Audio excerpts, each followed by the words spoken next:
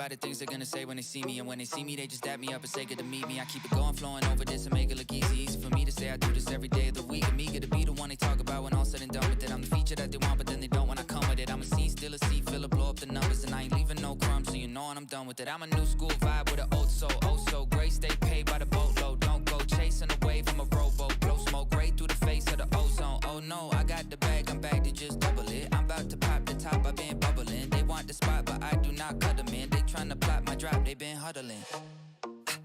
Feeling so tall, I could give a high five to the pilot. Yeah, family tight, I keep small circle like island. Whoa, inbox full of contracts, I signed with a stylist.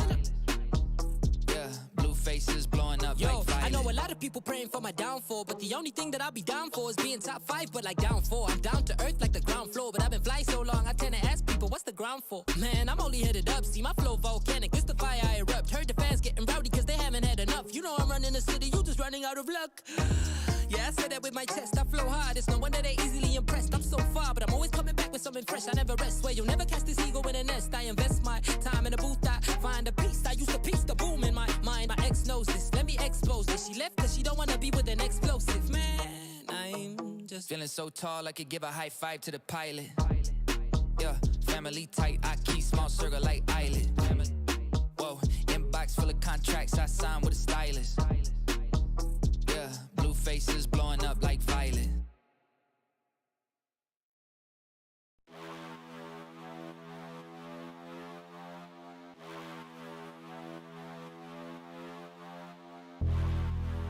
Whoa.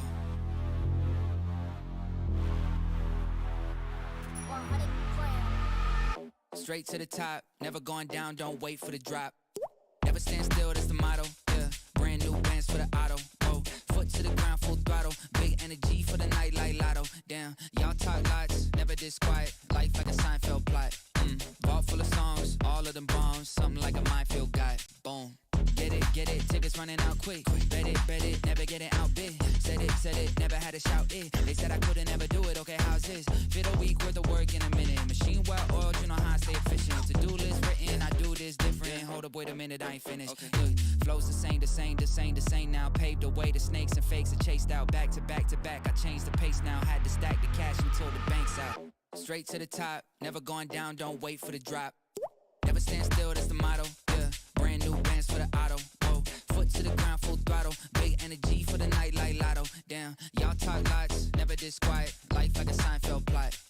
Vault full of songs, all of them bombs. Something like a minefield guy. Boom. Wieder mal am Döner, doch Casino fahren wir gleich. Heute ist der Abend, wo ich denke, ich werd reich. Laufe durch Charlottenburg, doch renn vor Polizei. In mein Trainingsanzug, Adidas, da fällt's mir zu leicht. Kontakte in Amerika, ich frage sie, what up? Ich wollte nicht saufen, aber habe es verkackt. Handy klingelt ohne Pause und ich lehne ab. Hab ich Kater nach der Party, geht mir alles auf den Sack. FaceTime-Call mit meinem Bruder aus Türkei. Er bringt mir ein Trikot, was gefälscht ist, aber geil. Die Kippe in den Plastikbecher, kalten Wodka rein. Ich kann nicht mehr...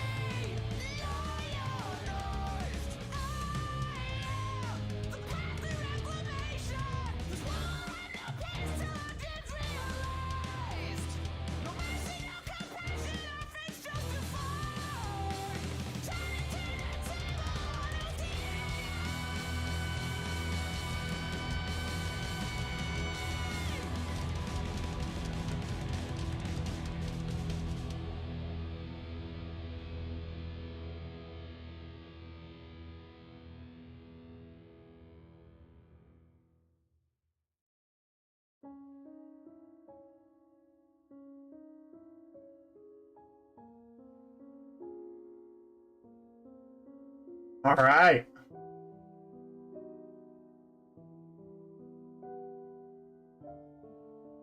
There we go.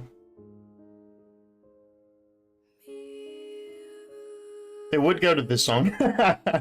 His Life Is Mine. Right after Lionize. That's crazy. Two fantastic songs, one after another.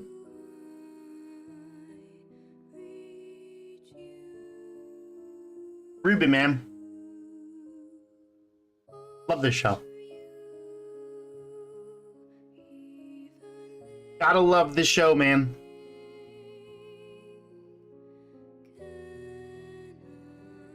Outside of this volume. Outside of this volume, it's so good. You know, I mean, I just have so many issues with this.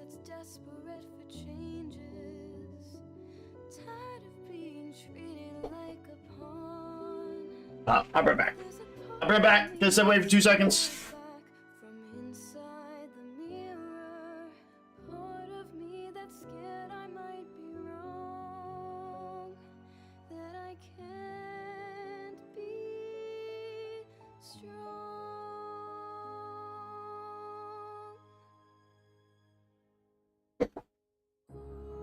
Alright, we're good.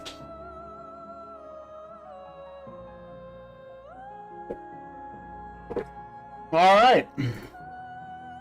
RWBY.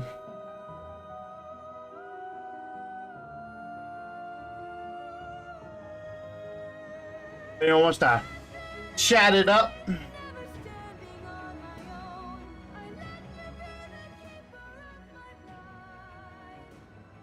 Like, alright. Like episode 1, man. Before all of I don't want to get any sort of copyright on some stuff, so well they didn't copyright anything, so I guess it's fine. I was trying Like, to get to that cliff over. Starts off pretty simple, right? Goes straight into her falling.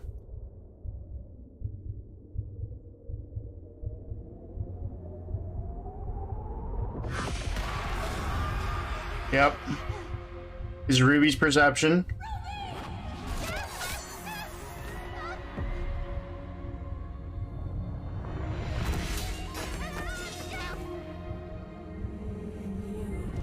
Should have never been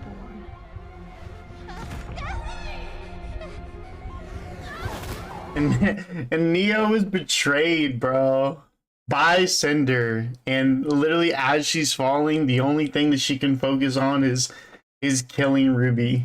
Like,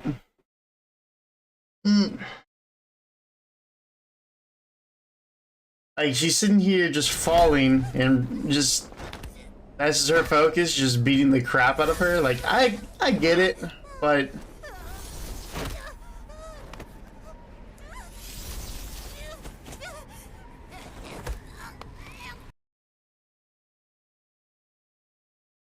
But I don't know, this whole place, like, what did we need this place for? Like, Little was cool, you know? Little was cool. It's a talking mouse. Like, Little was cool. But man, like, I don't.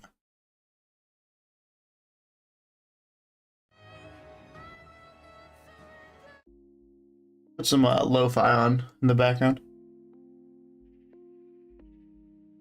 But I mean, Little was cool, especially with his evolution. Like, we got him, but we didn't need him either. Like, what did we need this for? Like, at all? We never went back to the other mice.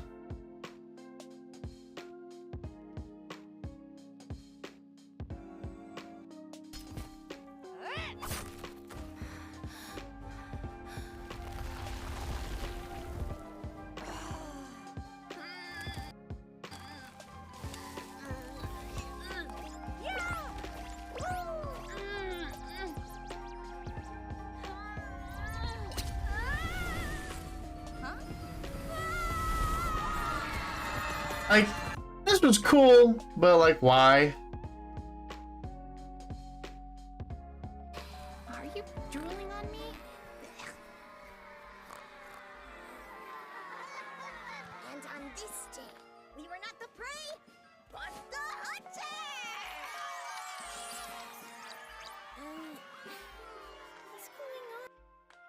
I mean, I don't know. Like, what was the?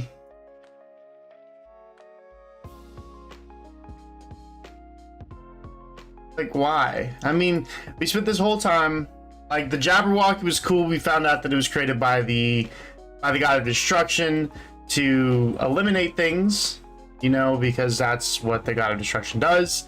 The cat was created by the god of light so that he could, you know, give heart back to people. And then Yang came out of nowhere. I'm glad that it finally happened between these two. That's what a lot of people, like, I don't know. I guess a lot of people don't understand that. I'm glad it finally happened. I just don't care about Blake, and I don't care about Yang. Their scene was awesome, but it was with two characters that I don't like, so it just did nothing for me. So, like, had it been anyone else, then I probably would have really liked that scene. Like, a lot more. The scene was put together pretty well. I just don't like Blake as a character, and I definitely don't like Yang as a character. So we've watched both of their stories. It's just weird, man. Like, it's just weird. Like, I'm trying my best to find a purpose to this season. Like, a real purpose to this season. I really, truly am. Like, what's the...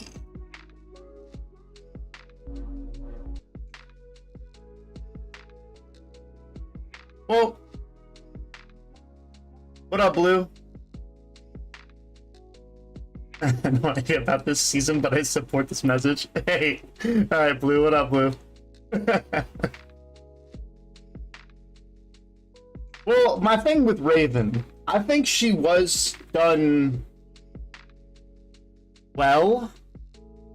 I just don't think we got what she... I think we're gonna get the rest of her story now.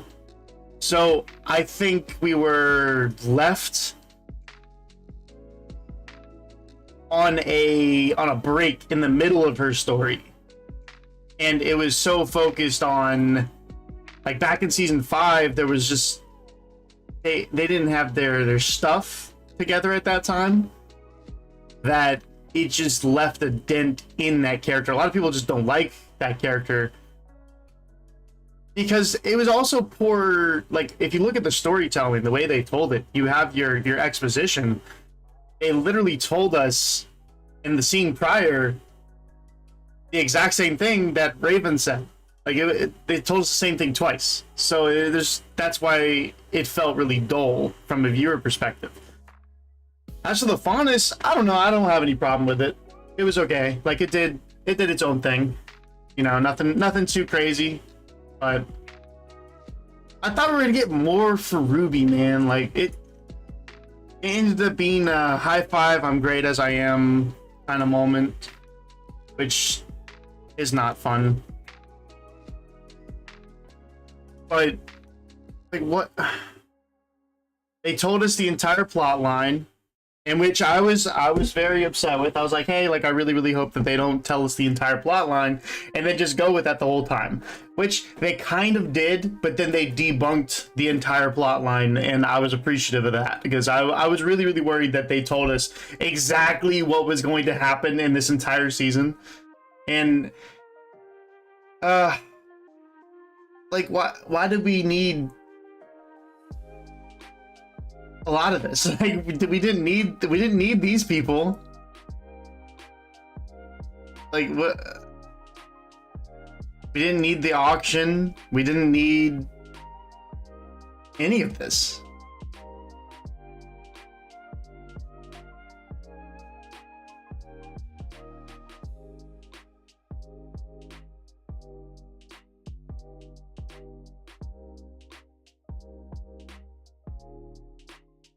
Yeah. What up, Millen? Like I said, at the beginning of my maybe in the beginning of my last reaction, I don't know. I think I understood that she probably wasn't going to change, based simply because I understand how they do like RWBY does stuff. Like I kind of understand their objectives as writers. I'm just saying from a viewer perspective, she should have changed. Like she should, I don't know, like that would have been like, imagine if back in season 7 when they got their outfit change, if RWBY's hair didn't change and it stayed the same, right? Imagine that. Imagine if she came out of this scene and her hair looked like this. This was the moment her hair changed. That would have been something. Like, that would have been something, you know? Like, it would have been something. I didn't really care about, like, the emblem. I know a lot of people were, like, looking at the emblem. I didn't really care about that changing. I mean, it's a solid piece of metal. I don't think that should have changed. But just realistically, man, like, something should have happened, you know? Like, they didn't even take Little with them. Little should have come with them. You know, they had to have taken something from there. We didn't get anything out of here. Like, why are we here in the ever after? What is the purpose? To tell us that the gods were created here? Like, so that John can go through 20, 30 years just to have it all taken away? Like unless I mean, we have to see him fight. Of course, he's probably going to be stronger, but realistically, what did we get out of this season? Couldn't we have just watched like what episodes do we need here?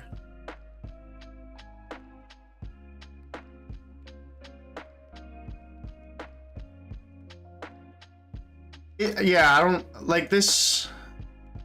Like the red like this episode, this whole episode was useless. Like, it had a cool fight, but that's it. Like, there's no point in this episode, in episode 3. Like, what? The cat most curious. It was interesting, but we didn't need the cat. We didn't need the cat, man.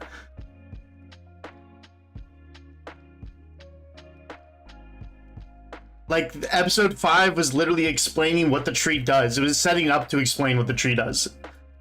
Episode 6 was all about Bumblebee, and if you're interested in that, then there you go. This whole season was about Bumblebee. Like, if you don't care about them, then this whole season just doesn't matter, man. Yeah, that would've been sick. That would've been sick, Devin. That would've been sick. Like episode 7. Just kind of showing where Jean was and his mentality. I did appreciate them going with John, like, but why? Did we need any of this? Like, any of this? Could you just watch this? First time for everything.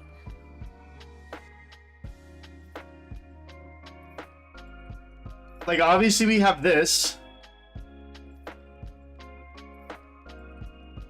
We see RWBY's going through some mental... Did we need any other episode than this one? Like, wait, hold up. Wait, am I on to something? Hold up. Like, we got Summer Rose. We got Raven. We have an interesting setup for the next season. What's that? We have RWBY. We have RWBY going through and defining her character. We have Jean turning young again. Like, wait, do we need her? Like, oh my god, and it was weird. Her immediately becoming empty. That was super rushed. Yeah, exactly. Like, she still had malice towards Cinder. Like, there was still Cinder. Like, if you look at even episode 8. Episode 8.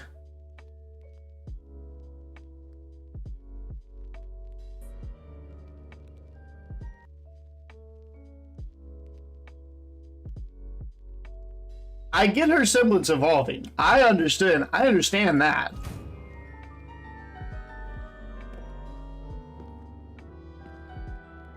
But this part right here, like, this was created by Neo. Like, this was created by Neo. Why is she still thinking of Cinder? Oh, no. Yeah. And they said that it can evolve due to emotion and everything, and I get that. That's why I was saying that that's why because they did what they did with Neo. That's why I was saying RWBY has to come out with some sort of power up, because Neo, before her semblance changed, bodies in the entire Team RWBY plus Jean and Juniper, the rabbit thing. Like she solos them all. Like it's ridiculous. She didn't need the super power up. They gave her one. So I'm like, how are they gonna beat this? Obviously Ruby's not there. Neo's gonna body everyone.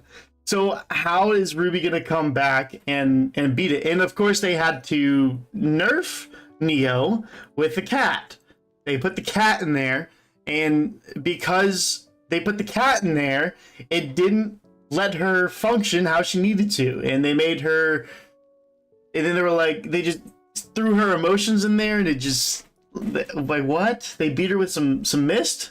I don't know. It was a cool scene, don't get me wrong, but man, like, she's still thinking of Cinder. Cinder still betrayed her. If she could go this hard at RWBY for thinking that she got him killed, then why is she just as mad at Cinder? Like, she should have, like, there's no way that her little farce with her back in season 6 is all we're gonna get, all we should have gotten out of that, you know? I mean, and I don't think that's all we're gonna get from it, but we didn't need that, you know?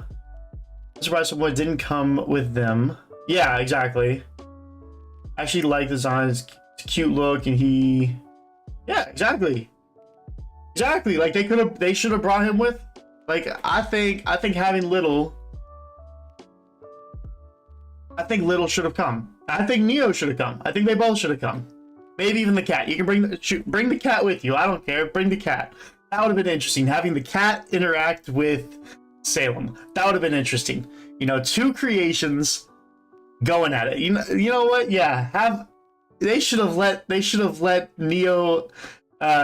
Cat out. They should have let Neo Cat out and sent her off to fight Salem. That would have been interesting. I would have been like, wow, that's interesting, you know, and then skip the whole fight, like, because Neo already won at that point. So skip the fight. Neo Cat goes through. She goes on to be another menace, another interesting third party. Like, that would have been so interesting to have Neo Cat be a character. And I think yeah. I mean, he kind of explained it back, he kind of semi-explained it in the episode previous to this. Like, I wouldn't say, like, he didn't directly say, but I feel like that's something that you would just say off screen. Here. On that bridge. Yeah, on that bridge. I was the only one that could do it. I was the only one. Yeah, I feel like this just understood. So I feel like he doesn't have to directly tell them. I just feel like that's I think it was just an off-screen thing. So yeah. Not on that point, but yeah, like I was saying, have Neo Cat go and be a whole new menace. Like, that could have been the plot line they're gonna end with. That would have been interesting. That would have been interesting, you know, to have the gods come back and be like, why is this guy here? We didn't want him here, you know, like, what's the purpose of him being here? What up, Ale? Like, because then what they could have done is they could have been like, okay, well, we have to figure out a way. Miss Pure Facts. Yeah,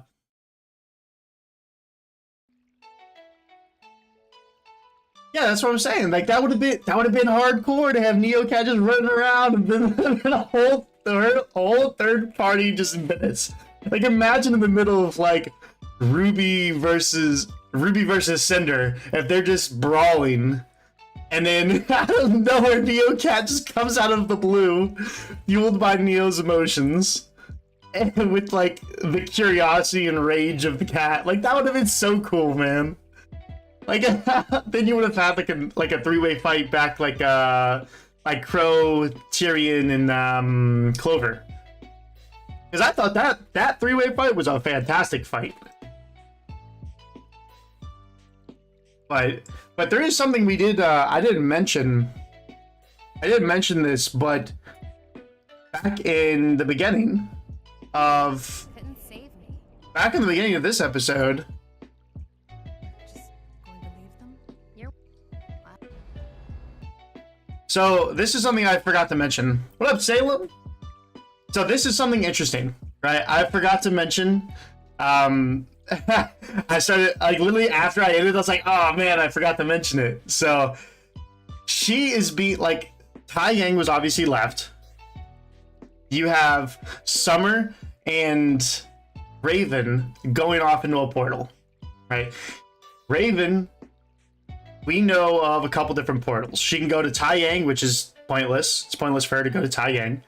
So she could go to what's that girl's name?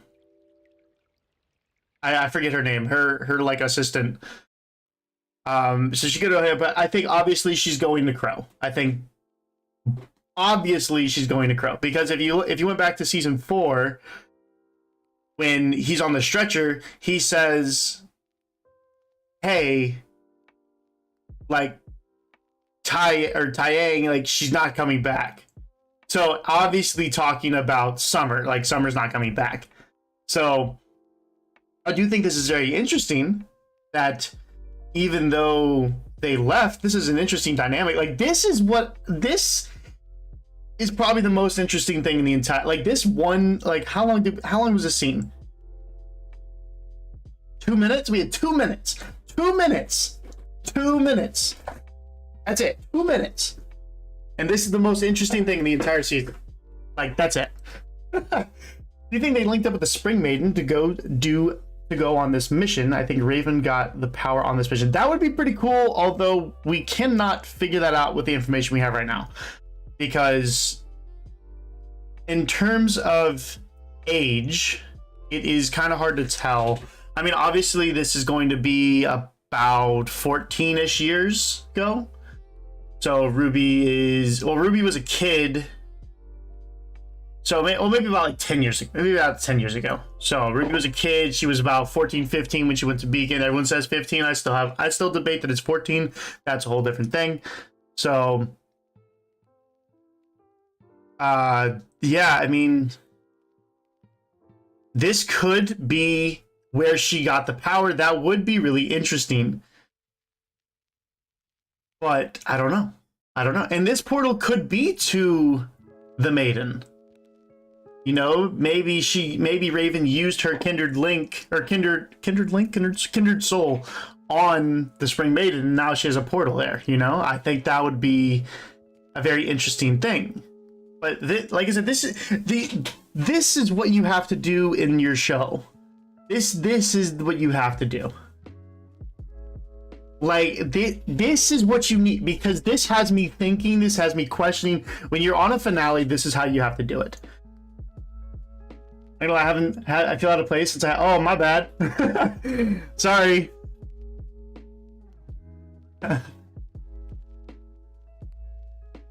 But yeah, like it's this. If you're gonna do something in the finale and you're gonna try to lead someone on, you don't want to just give them all the answers. Like what? Like realistically, we're at the season finale. What questions do we have? Just what questions do we have going into this? I mean, maybe in this little clip right here, we have all the ships. We got this. we got this big ass ship up here. Like what we got a couple ships over here. You know, like this is Atlas. That's Vacuo. Oh no, that's not Vacuo. Oh yeah, that's Vacuo. These are Haven. And then this is Beacon. So it has all the airships here. And you got this castle right here. My goodness. And then we get to see this like Aztec looking place. It looks pretty sick. Don't get me wrong, it looks pretty sick, but But man, like, okay, we already knew that they were all together. So like going out of this, yeah, that's what I'm saying. I think that, but I didn't even like that. Like, if you saw my reaction, I hated that. I hated that, man. Like, we need a hierarchy of different tiered gods, you know? Like, it was good. It was good where it was. You didn't need to be like, the gods came for the tree. Like, come on, man. We didn't need that crap. Like, bro. It was fine. Just let it be. Let them be. You know, it's like, why? Because now, like, when you do stuff like that, you have power scaling, right? Or at least like order, like an order of importance, I guess. So now we have the tree is the top dog, as far as we know. Now it's just like, okay, well, what else is there? No, like, is there a farmer above that tree that like what does it go like humans, past humans, or human slash fauna? Sorry. So he goes like people, and like now there's just like they threw that out there. We're like, who created the tree, you know? And then who created the person who created the tree, or who created what that created the tree? It's like, now it's like, come on, man, it was good. Like, if you're gonna have gods, just let them be gods. Like, you have to just allow them to be gods. Because now you look back at season 6 when they were going over the Salem backstory, and everyone was like, oh man, these gods are kind of childish. And now it's like, okay, well, now we know why they're childish. Because they're literal children. Like, it's like, they were gods, man. Like, just let them be. They're gods. It's a god of creation, god of destruction. They're gonna do those things. You didn't need any of that. Oh my gosh. Like, they're expanding too much. Like, you have to keep your plot lines relevant. I had to get off the screen because I'm glowing. I'm glowing. All right. It's getting hard. I feel like it's hard to look at. So, and what is this? And this. Come on, man. What? Oh, that's a hardcore scene, actually. That's a hardcore picture right there. But like, what? Can we just focus on RWBY? Like, please, just focus on RWBY. Like, that's all I want, man. Is just to focus on RWBY. And this fight, hardcore as it was, it lasted what? From 8 minutes to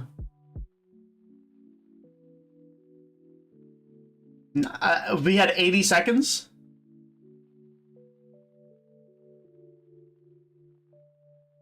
I just don't. Why can we focus on RWBY, please? Like, I was kind of happy when because I started watching while season 7 was airing, and I got hooked. I watched it, and then I watched it again, and then I watched reactions to it, and then I watched more reactions to it, and then I watched more reactions to it, and then I got Andrew to join me. You know, and now because of him, I have a platform, so always going to be grateful for him. But because I wouldn't have been as big as I am without Andrew, just realistically, and not that I'm big, right? I'm very much. I mean, not even at 1,000 yet, and I'm like, but I get like thousands of views, and I'm at like every single one, but. No, he is done. He's very, very focused on all of his stuff. I don't really talk too much to him. He's just busy a lot. So, and he's just not. So, unfortunately, he wasn't too much into the reaction scene. Yeah. Well, he's getting engaged. So. He's got his job. he does stuff on the side and he's getting engaged. So nothing too bad for him. Like he's chilling. Yeah, he's chilling. So, but yeah, so like without him, like I wouldn't like. I don't know if he is engaged yet, but I know last time I spoke to him, that was kind of his plan. Or at least while we were doing reactions, that was his plan. But that's a whole different thing. So, yeah. So, like this fight scene. Don't get me wrong. This fight scene was hardcore, man.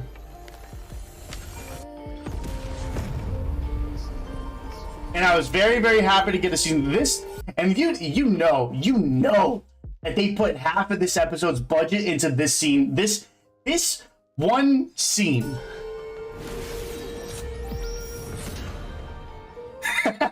They put half of their budget into that. No, I'm just kidding. But that was a fantastic scene. You're you. How? You're you. Oh my gosh. Like, can we get rid of Blake and get rid of Yang? And you know what? Let's just for argument's sake, get rid of Jean and Pyrrha as well. Since, like, let's just get rid of them too, and let's make it a Weiss, RWBY, Red and Nora team. That's it. There you go. Let's just get rid of it. Like, let's get rid of the two of the best and two of the worst. There you go. Like, let's just get. Oh my gosh. I'd be so down for that. But yeah, this fight scene right here though was really good. What she needed to be. She knew what she needed to be all along. That's so silly. It's so silly, bruh.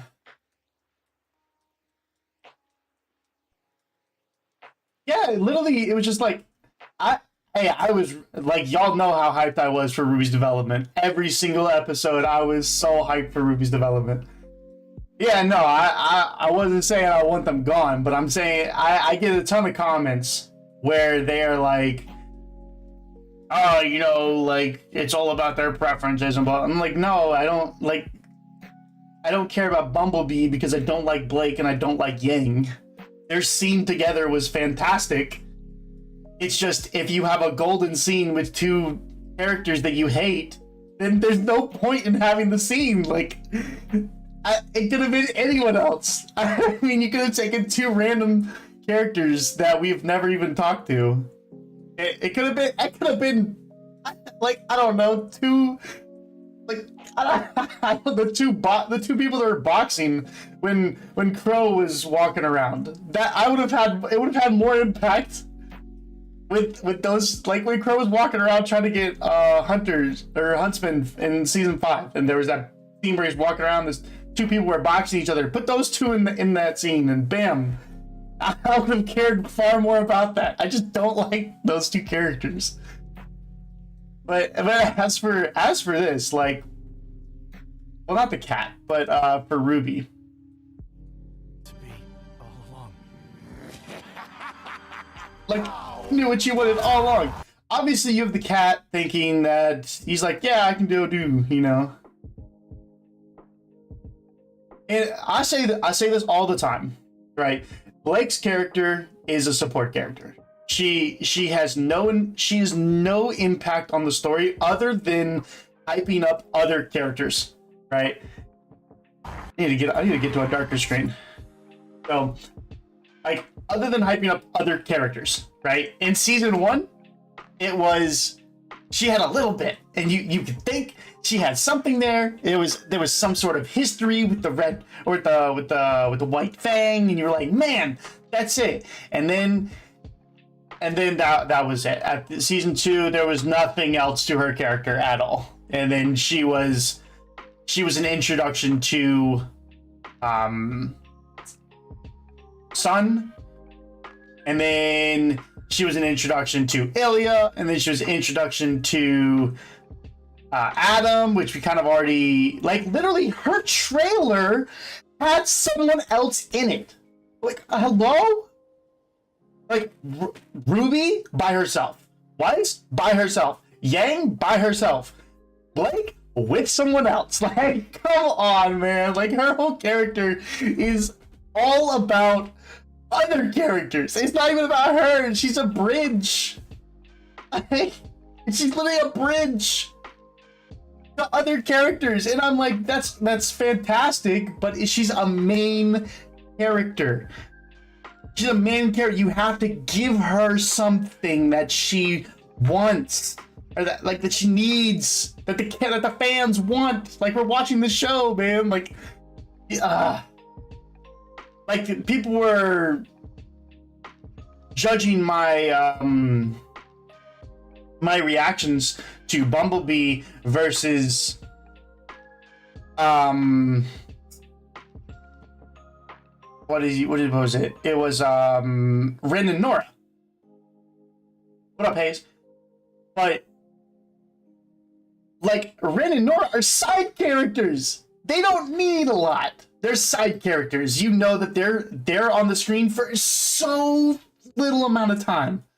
So little amount of time that they have to hit those points on the head every single time. And they did. And it was completely well written. Like, if you look at Ren and Nora, like, their characters, they're either in the background doing side character stuff, you know, just kind of being there, being present, maybe throwing a couple hits here and there. Or when they are talking, it is so direct and it is so on point that it makes you want to watch them more. That is how you do it. That is how you do it. But then you go and you have Blake and Yang, these two characters who are main characters who spend a vast amount of time on the screen and give you nothing. There is nothing. Like, they have no value. Like, like, it's so frustrating watching these two as characters. And then the people in the comments, like, I don't care. I'll fight anyone in the comments. I read any of the comments. I like all of them. I like all of them, and I comment back to as many as I can. So let me see. Bro, they're not your protagonist energy. They're just there in the way. Like I didn't, like, get rid of them. You didn't need them. Like, you just didn't need them, man. Like, But now, back to this fight, though. This is something I have an issue with as well. Like, this cat, hardcore. I really like the cat as a character. He was interesting because when he was on the screen, he was telling you he was hitting the nail on the head. And thank you, Salem. I read that like 10 times. I was just in the middle of my rant. The cat was sick, right? Like, I love the cat. He was a great character, but we did not need him. We didn't need him because we don't need the ever after. We don't need the ever after at all. The gods were great. They could have, like, if you wanted the scene of if you wanted the Bumblebee scene, just put him in a flowery field. So literally just take that pillar that they were on, and instead of a pillar, make it a field. Boom, there you go. Perfect. Right there. Bam. Right there. You know? And instead of having something physically drawing them back, you know, treating them like oh, wrong answer, you know? It's like what? Like just let them be. Like, they're not high schoolers. Like, we're not children. Like, if you want a romantic scene, give them a romantic scene, not telling them what the answer is. Like, it should have been, it didn't feel natural, it was forced. And I'm glad it happened because now they can finally be a thing, and now I don't have to watch all of their lead-on bullcrap anymore. But I'm ready. I'm done with it. Like, I'm finally glad it's over. It was. I don't care if people say it was planned from the beginning. I don't care what. I don't care. It wasn't. It's not good. It's not good. And That's my point. As for the fight, though, like I said, the cat is awesome. He's on screen. He says his point. Boom. RWBY just like the cat sent Neo flying with one hit. And now RWBY can come back and just fight. And it would have been much cooler if RWBY did this solo. But she had her team, which I get it. Team RWBY, it was cool. But if she was going to come back and be in this leadership role, I wish she had soloed the cat. That would have been interesting. You know, let it be a confidence thing. You know, if you're not going to give her some power up or some physical change, let her solo the cat, which everyone was struggling with. That would have been hardcore. It would have been confusing. I probably would have had my own other statement. You know, it's kind of like a lose-lose situation. But you should have given... You should... Like, have her solo. Let it be she was losing because she wasn't confident. Right? I'd much rather be complaining that she just got this random power-up than complaining that it's just like, oh, I'm good as I am, yeah. Like, what? Oh my gosh. It was still a hardcore fight. Don't get me wrong, this was, and then the light effects here, like, they were awesome.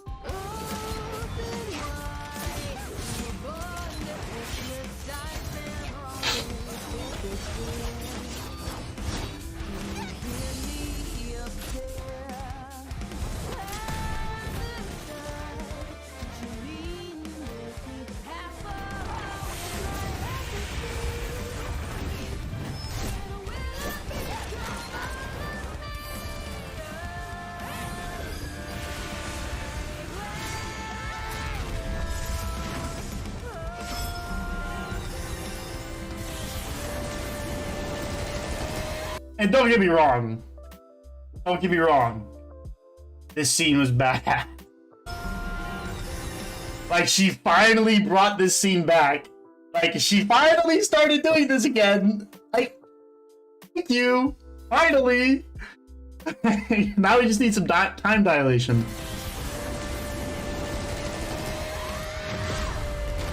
Yeah, Bundles facts. I think we're just on steroids. But man,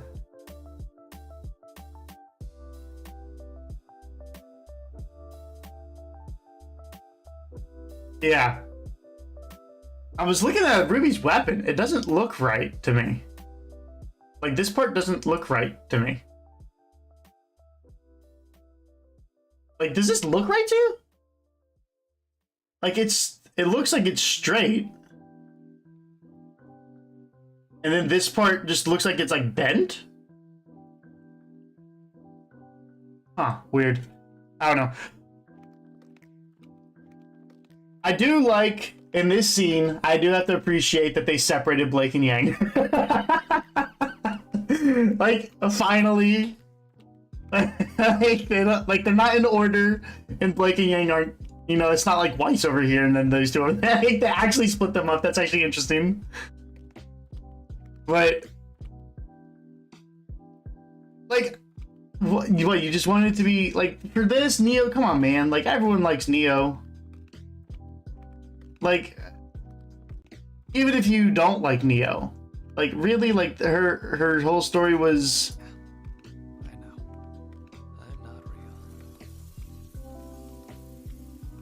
And that was another thing. That was another thing about Roman. I understand that stuff goes on in the business. I understand that people do stuff. But man, no one's gonna have Roman's voice like the original guy. No one. Her motivation was once again forced. Like, they're just forcing stuff, and it doesn't, that's the problem with this show. I tell everyone, just realistically, when I tell them, I'm like, yo, this show is kind of mid. It is, I would give it a C at best.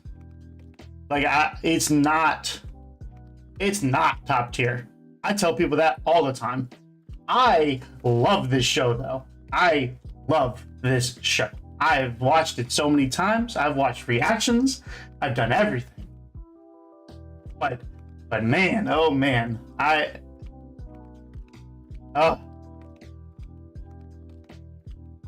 like, you can't just force stuff, you know? Like, you cannot just force stuff, and that's the problem with a lot of the writing tactics. It's forced. It doesn't feel natural, and you want to be invested, especially in the season finale. Like I said, what questions do we have going into the next season?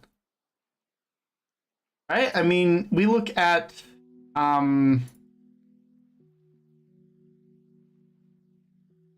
we look at season 1, right? Season 1, it was an introduction, and we all know it's kind of a low point because it was just kind of like a fanimation at this point. It was like legit, but it wasn't like when I say. Actually, now that I'm thinking about it, I think Volume 9 was the worst volume, like, in the whole show. I was about to say that I think Volume 1 is personally just the worst volume for me, but now I'm thinking about it, I think Volume 9 is the worst season. I think they actually flunked really, really hard. They spent 2 years. And then while they were releasing Volume 8, they said they were working on Volume 9, so let's say 2.5 years. And then they gave us 10 episodes, so they gave us a shorter season than everything else. And it's just frustrating, you know? I would agree. Unbelievable charm. Like, it has something amazing, but it's just what it is. And I mean, obviously, you know, you're named Goddess Salem, so obviously you're a big fan. I always enjoy talking to you. But, like, they introduced characters. I like when it was this, like, it was so short. You know, like, they kept the points short. The plot line moved. You know, it would boom, it would go. I actually liked 5. A lot of people hate 5. I actually really liked 5. It's up there.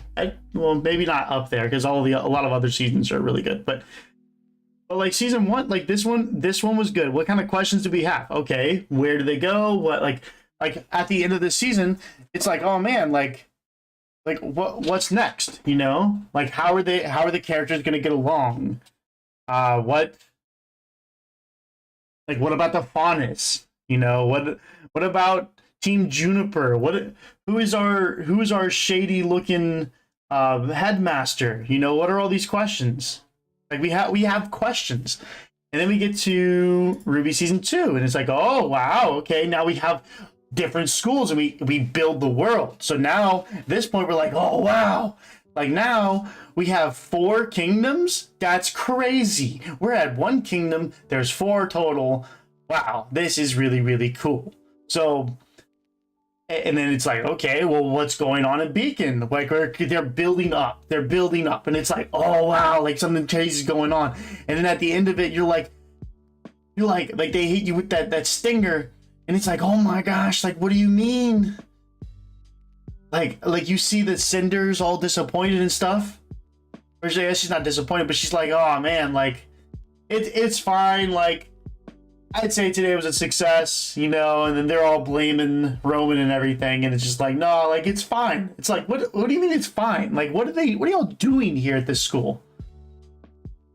And then you get to season 3, and it's like, oh my gosh.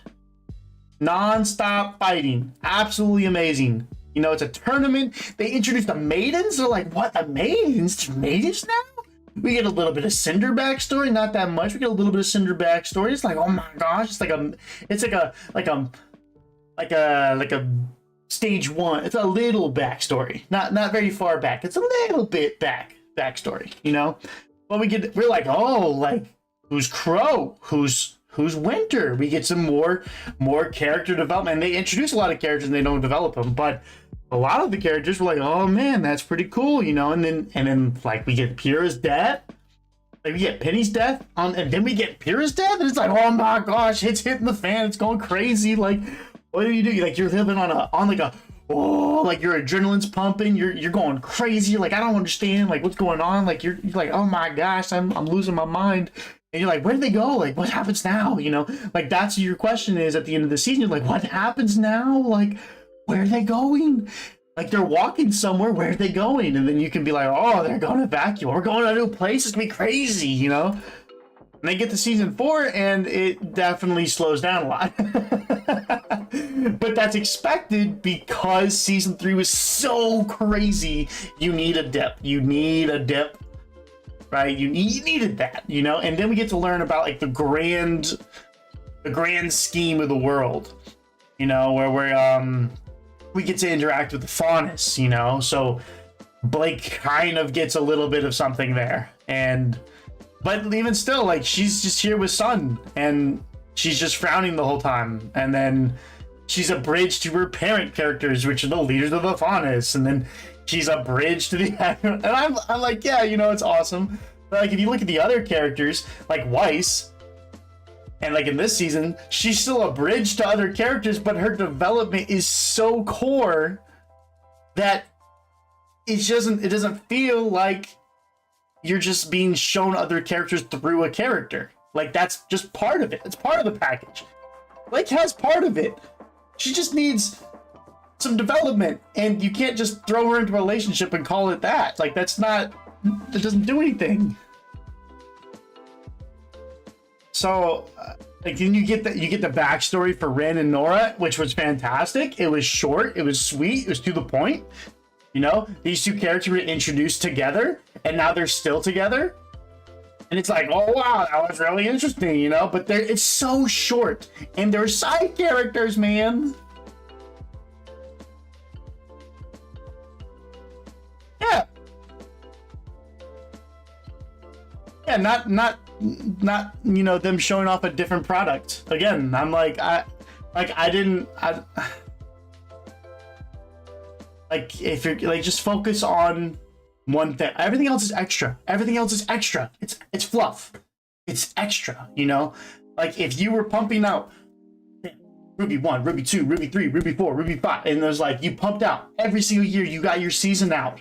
And then on top of that, you did some stuff like RWBY Ice Queendom, or you did the RWBY with the superheroes, whatever it is. Like you did that, like the DC people, like, oh, that would be sick. But it's just extra. Like I don't need RWBY Chibi, even though it's hilarious. It's hilarious. But we didn't need that. We didn't need just focus on RWBY. Stop making other side RWBY content. Like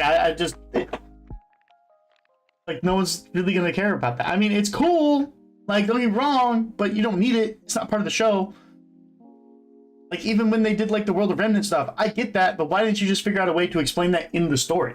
You know, like why did you need bonus lessons on top? Like why are we doing homework? You know, like why? Why is there homework while you're watching the show? You know? I mean, it was fine. I didn't really have an issue watching it, but figure out a way, instead of making all these, why not just make an episode that explains it, you know? Or extend your episodes by, like this, how long is this? I don't know. Like 3 minutes? Why not just expand your thing? Make it a stinger at the end of the episode. Shoot, why not? You could just slap the World of Remnant between kingdoms and slap it at the end of episode 3. There you go. You don't need any extra. Like, bam, right there. You know? It's just like we didn't need that. So it's whatever. But like Yang, as far as I'm concerned, Yang's character died for me when Adam cut off her arm. That's the last thing I cared about with Yang. So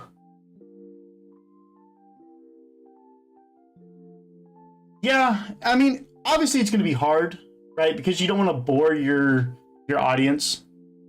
But yeah, I mean, you just gotta figure it out. But I really liked this whole thing, man. Like it was really, really cool. Like season 4 was really cool. We got introduced to new Ozpin, you know, Oscar. So we get to see how they're setting up this, and what questions do we have after the end of this? How does this work with Oscar? You know, how does this really truly work with Oscar? Who is Oscar? Why is Ozpin in his head? How does that work? What's going on? You know, we get closure on these two. You know, it's like, wow, like they're really, really cool. You know, we get more villain setup. What's their plan? Where are they going? Back in the beginning, they sent everyone everywhere. Like, what's going on? Like, wow. Like we're getting questions. Let me go to season 5. And yes, a lot of this was definitely fluff. But we did get some we did get a little bit of Raven, which was really, really cool.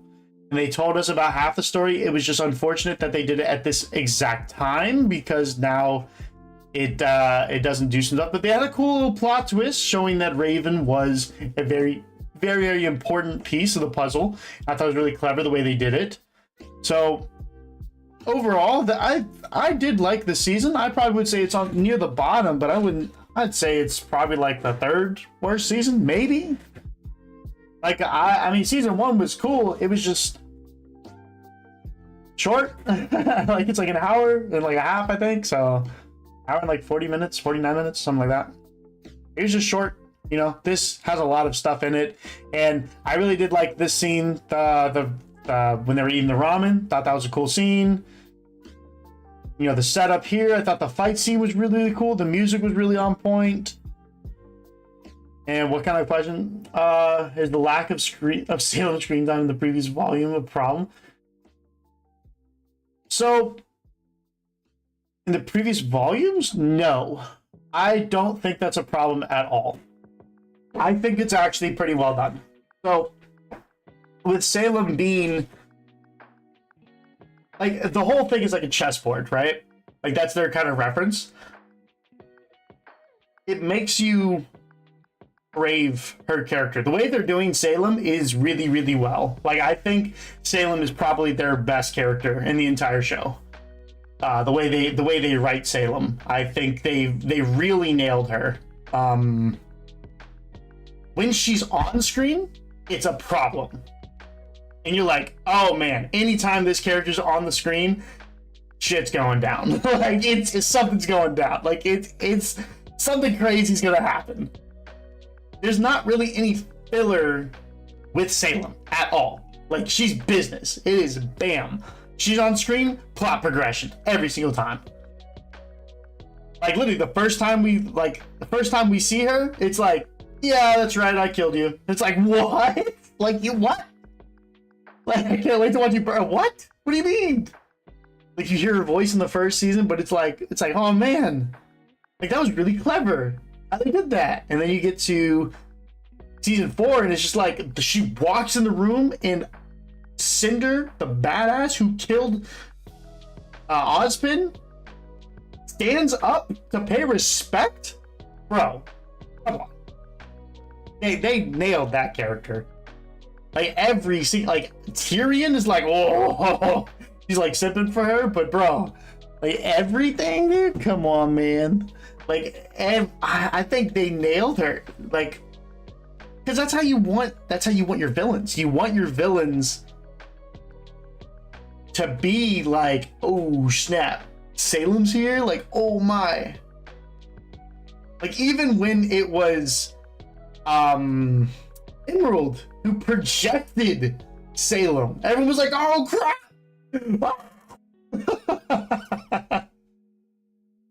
Like everyone was freaking out, you know, like I just don't think you needed, but she was there, she just wasn't physically there. You just didn't see her physically, you know. Like you saw this one and you're like, oh my gosh, she got a whole episode. That was 26 minutes at the length of a finale. Like, that is so much screen time for her right there. That's all you need. He's like, you just didn't need anything else. Like, I think that's why people like her. It's a hits right there. She shows up to talk crap to RWBY, or more to talk crap to whatever you call it. Many say they were let down by Salem's power level during the Hazel fight. So Hazel stated that he killed her over and over. It was very obviously stated that he killed her over and over and over, but she just can't die. I don't know what else people like. I don't know what they say, you know, like she can't. It's you have to think about it like this: when Salem fights, she's gonna fight differently. She's immortal. She wants to die. That is her entire purpose. Salem wants to die. When she gets all the relics, it will wipe all of humanity out, including her. She will be gone. That's it. Bam. She's taking those hits because she wants to die, and she's taking the chance that maybe he will kill her. Maybe it is an HP count or a life counter that... No, Hazel is stronger. Bottom line, Hazel is stronger. He's just gonna wear himself out. Like there's nothing you can do about it. So, but she's taking hits because she doesn't have to dodge them. Like when her where was it? Which season am I in? 8. Which episode was it? Ultimatum. Witch? He was Witch, right? Man, I'm so good, bruh.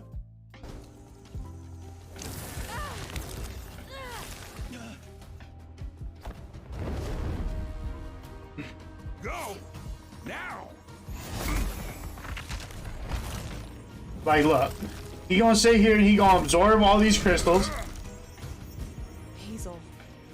with his man bun. Go. Look how much pain he is in. Like, bro, look. So you've decided against vengeance for your sister. Look at that. Like, look at that sentence. Look at that sentence. Look at that sentence right there. So you've decided against vengeance for your... Like, there's no fluff in anything she says ever. Ever. It's in the middle of a fight, and she's like, she throws it out that, like, a curveball. It's like, man, I gave you salvation. Like, you could dissect this line.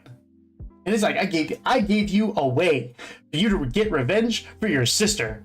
And you're just throwing it away. Yes, you don't care about your sister anymore. You know, it's like, that's what I mean by a character being on screen and getting to the point.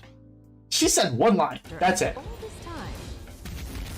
I'm doing what Hardcore scene right there. She's not nerfed. She doesn't have to try.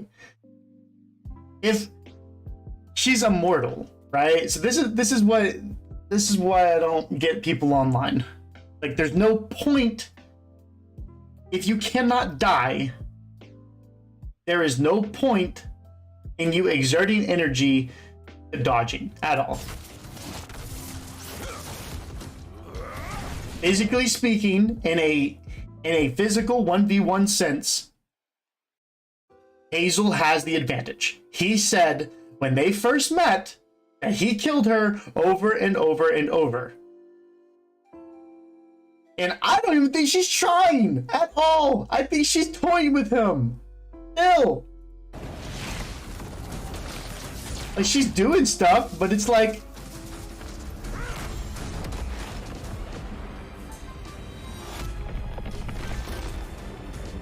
look at that! Look at that smile right there. You want to tell me that she's just gonna be like...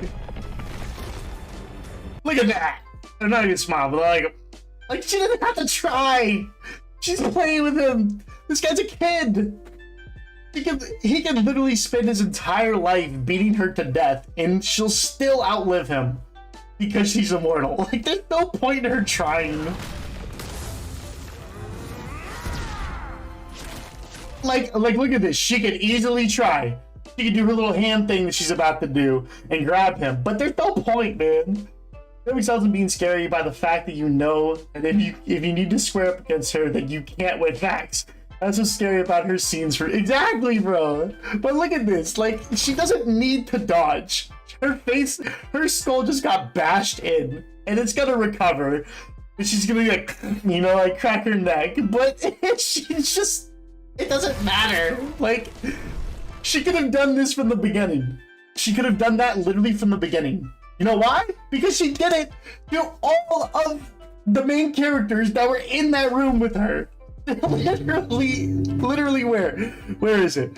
Where is it? Where is it? Where is it? Where is it? Where is it? Where is it? Where is it? Where is it? Where is it? Like, literally right here.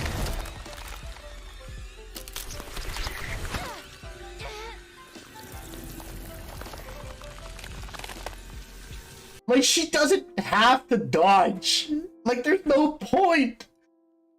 And because she wants to die, like, I feel like this disappointment is because it didn't work. She just wants to die. She's like, kill me, please. I think she intentionally takes all these hits in the hope that it works. But it doesn't. Like, this is how you have to think like an immortal character. And a lot of people are gonna be like, oh, you got nerfed. No, man, she's just taking the hits because she wants to die. That's it. Like, she's like, really? Let them go!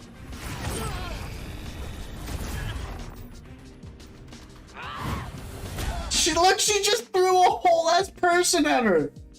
Like, she just shot Yang at. Like, Yang's a big girl. That's a big girl. Like, the amount of muscle that she has, and Salem just chunked her like a rag doll, bro. Look at this. She didn't even wave her hand. Look at this. She's not even waving her hand. It's just there. Just grabbing her. Just grabbing. That's it. For everyone who's saying that Salem got nerfed, bro, they're dumb. They're stupid. They need to work on them brain cells, bruh. They need to beef up them brain cells. This scene right here, my mom.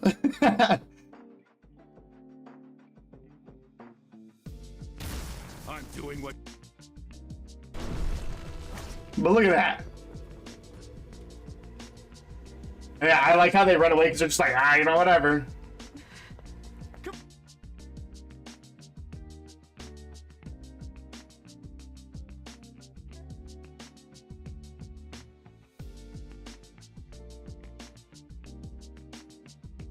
I mean, I could see that, but I don't think that's, I'm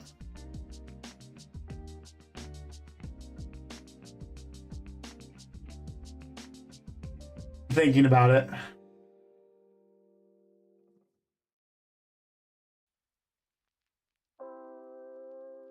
No, they could do. No, yeah, because she's human.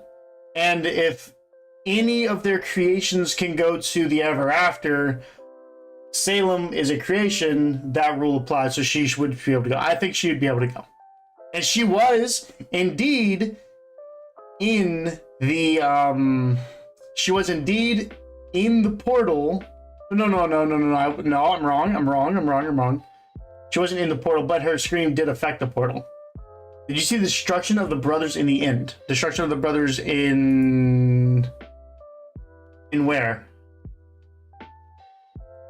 The newest season? Like in volume 9?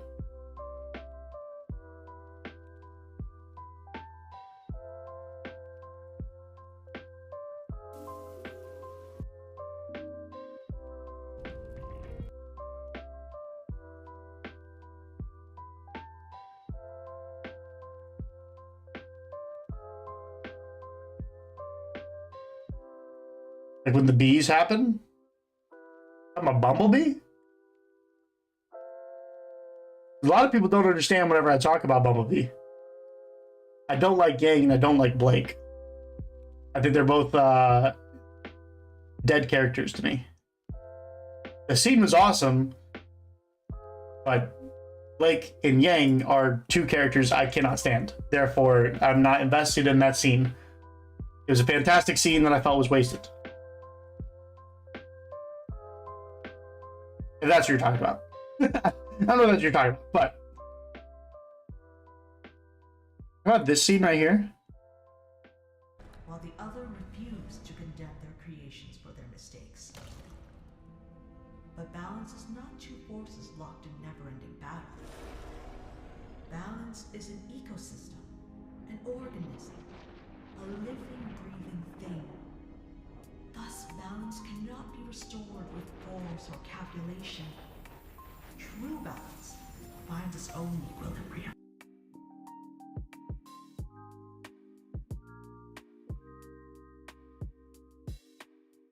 RWBY Critics is a mixed bag, in my opinion. I feel like a lot of critics point out issues that are not there. Wait, are you calling me a critic? Am I a critic to you? Am I a critic? Have I officially become a critic of the show? I mean, I'll take it. I don't care. I'll be a critic. Why not?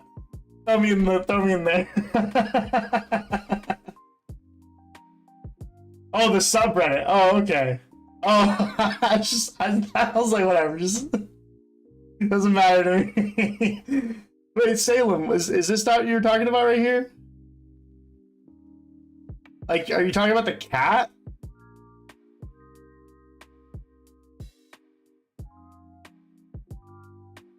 But this scene right here?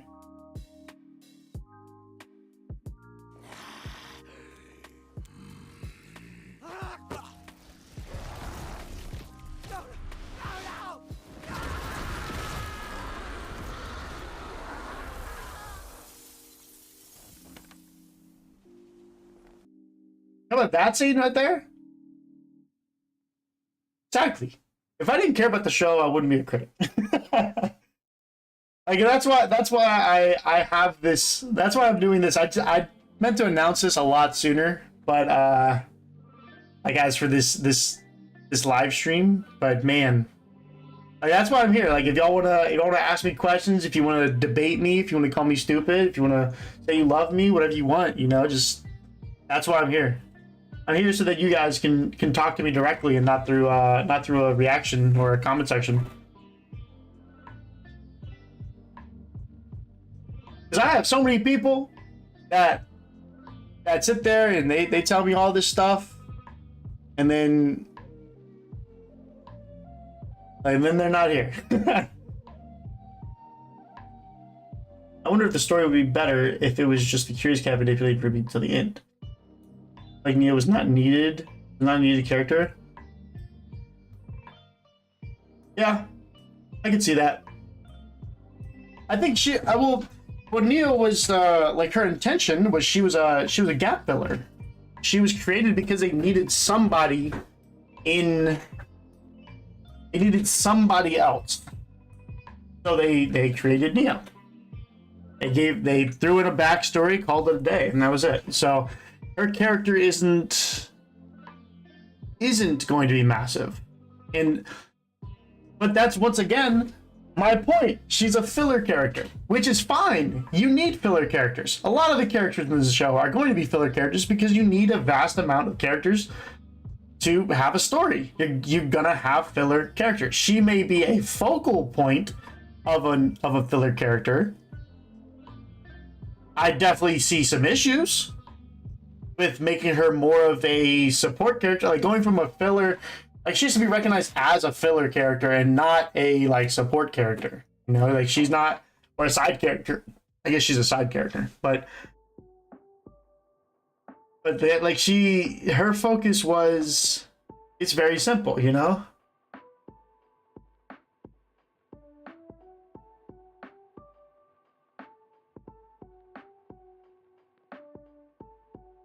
I mean, she was kind of always there.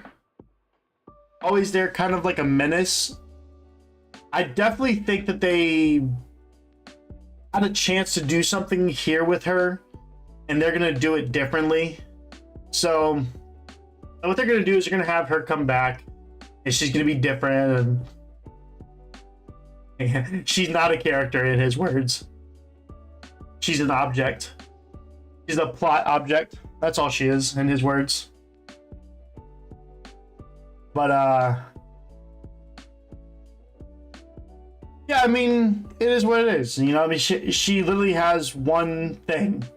No pun intended. Or pun intended. Her character is literally one thing. That's it. And I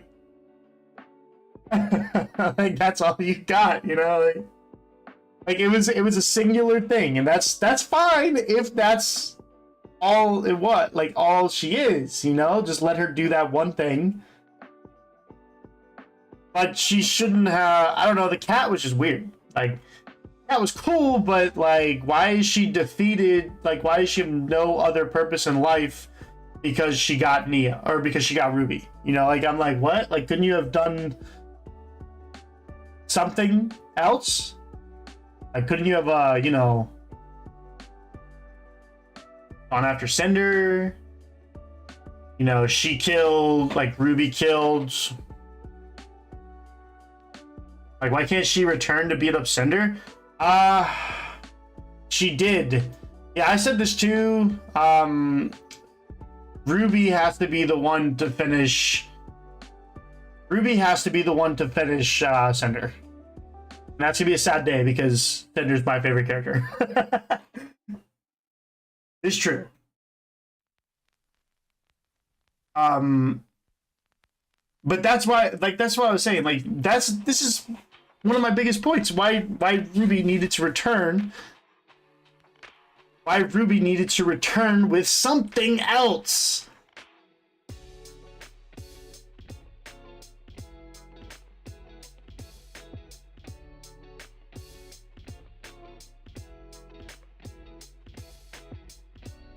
Yeah, I don't know. I would say this. I said this earlier. I don't think you were. I don't think you were here for this point. I think that it would have been better for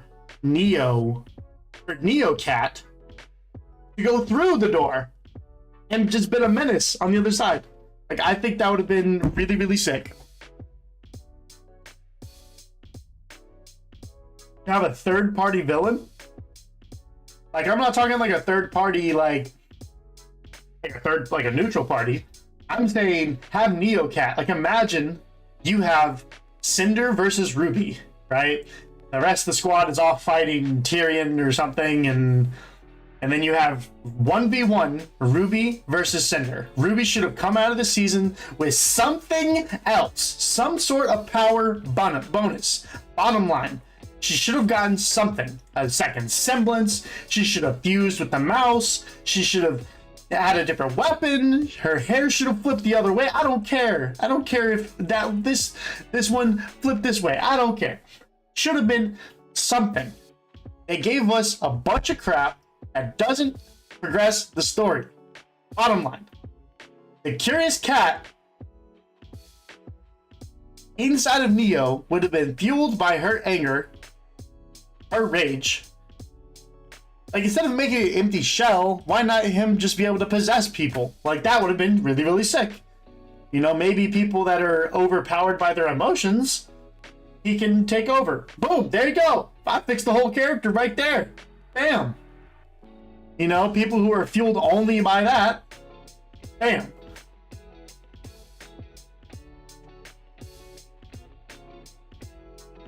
Yeah, I can see that. That's exactly what I'm saying, Salem. Is that literally they could have done all of this, everything, unended. They didn't need this whole season. Like, why? Why? That's why. Like, there's no point in this season at all. Jean had a major power buff, and he lost it. Hopefully not. Hopefully he gets to keep his knowledge. But he doesn't have a different weapon. He's still holding that broken ass sword. Like, he keeps his shield on his back now instead of his hip. Well, actually, hold on. Let me see. Let me see where he keeps his... I can't believe it. It's been so... This is what I... So now it's not even there? His sword got repaired? So his sword got repaired before he killed Penny? Which is a time reversion? You know, like...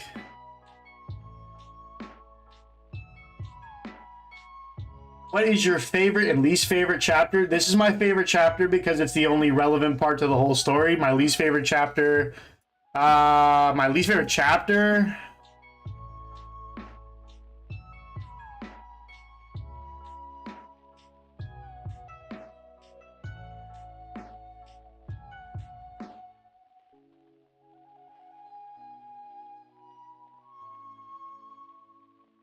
I don't know, maybe one.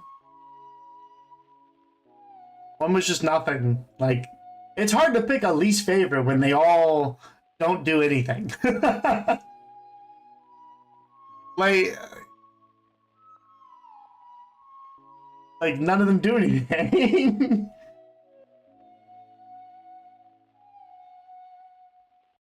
Thoughts on the overinflated cast? Do we need to focus more on the 4 main girls? You mean 2 main girls with 2 side girls? That's what you mean. And then Ozpin, Salem, Cinder. Let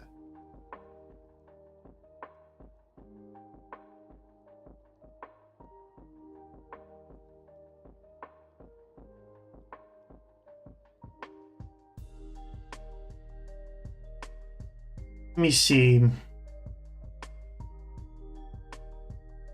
I mean, I think everyone needs to... I think they need to be careful with how many characters they introduce in Vacuo. I mean, obviously they have to give us a plethora of new characters. They have to. They've already designed the character, like, image, per se. You know? Like, we already know that they're going to be a bunch of, like, bandit, like, people. So it's like, yeah, I mean, they have to give us new people, but they should bring back a lot of people and then give us those characters. You know, maybe not. Maybe I don't think they can do character development. Like they had a whole season to develop characters. Weiss didn't change. Jean really didn't change. Blake and Yang, the only thing they've ever had going for them is that now they're a thing. And that's finally a thing. And RWBY was like, I'm good as I am. Like, they had a whole season dedicated to character development, and they blew it. Like, at this point, I don't care. I don't care. Overinflated it even more. Put more characters. I don't care. Just give us 1,000 more characters that we're gonna have to memorize their names. I mean, they're just not, they frustrate me, man. They frustrate me. Like, this season, they made us wait 2.5 years, and now nothing. Yeah, but what? We didn't even need that. That was useless information. The gods should have just stayed gods. We didn't. The only thing that is important, the only thing that is important in this entire season, actually, there's 2 things that are important in this entire season. All right, 1, they got teleported to Vacuo at some point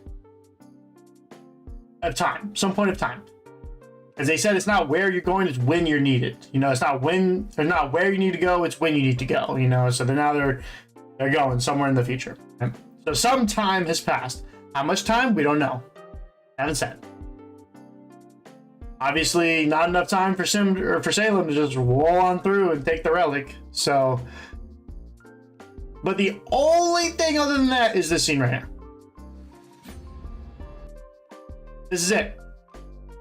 This is the only important thing that's happened in this season. That's it. Bottom line, they could have just walked right through the portal then. Not these two, but they could have just taken that bridge and just walked over. They could have had their fight scene. You know, maybe they got trapped in Atlas. That would have been cool.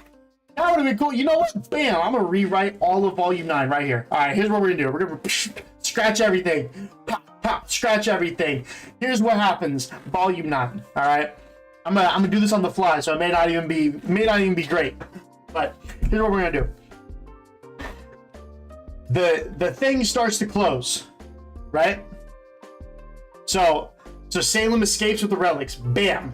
It's like, oh man, she's gone with the relics. We're all still stuck on the bridge. We're all gonna die in here, right? Oh my gosh, it's crazy. So she makes her wish for the fire to go, right? She flies off with Salem. Bam, there you go. So here's what happens, right? They all have to jump back through the portals, right? Because you saw that they were up top next to a portal. At some point, they could have been on the other side. Bam. So they're not on the vacuo side. They're on the Atlas side. Bam.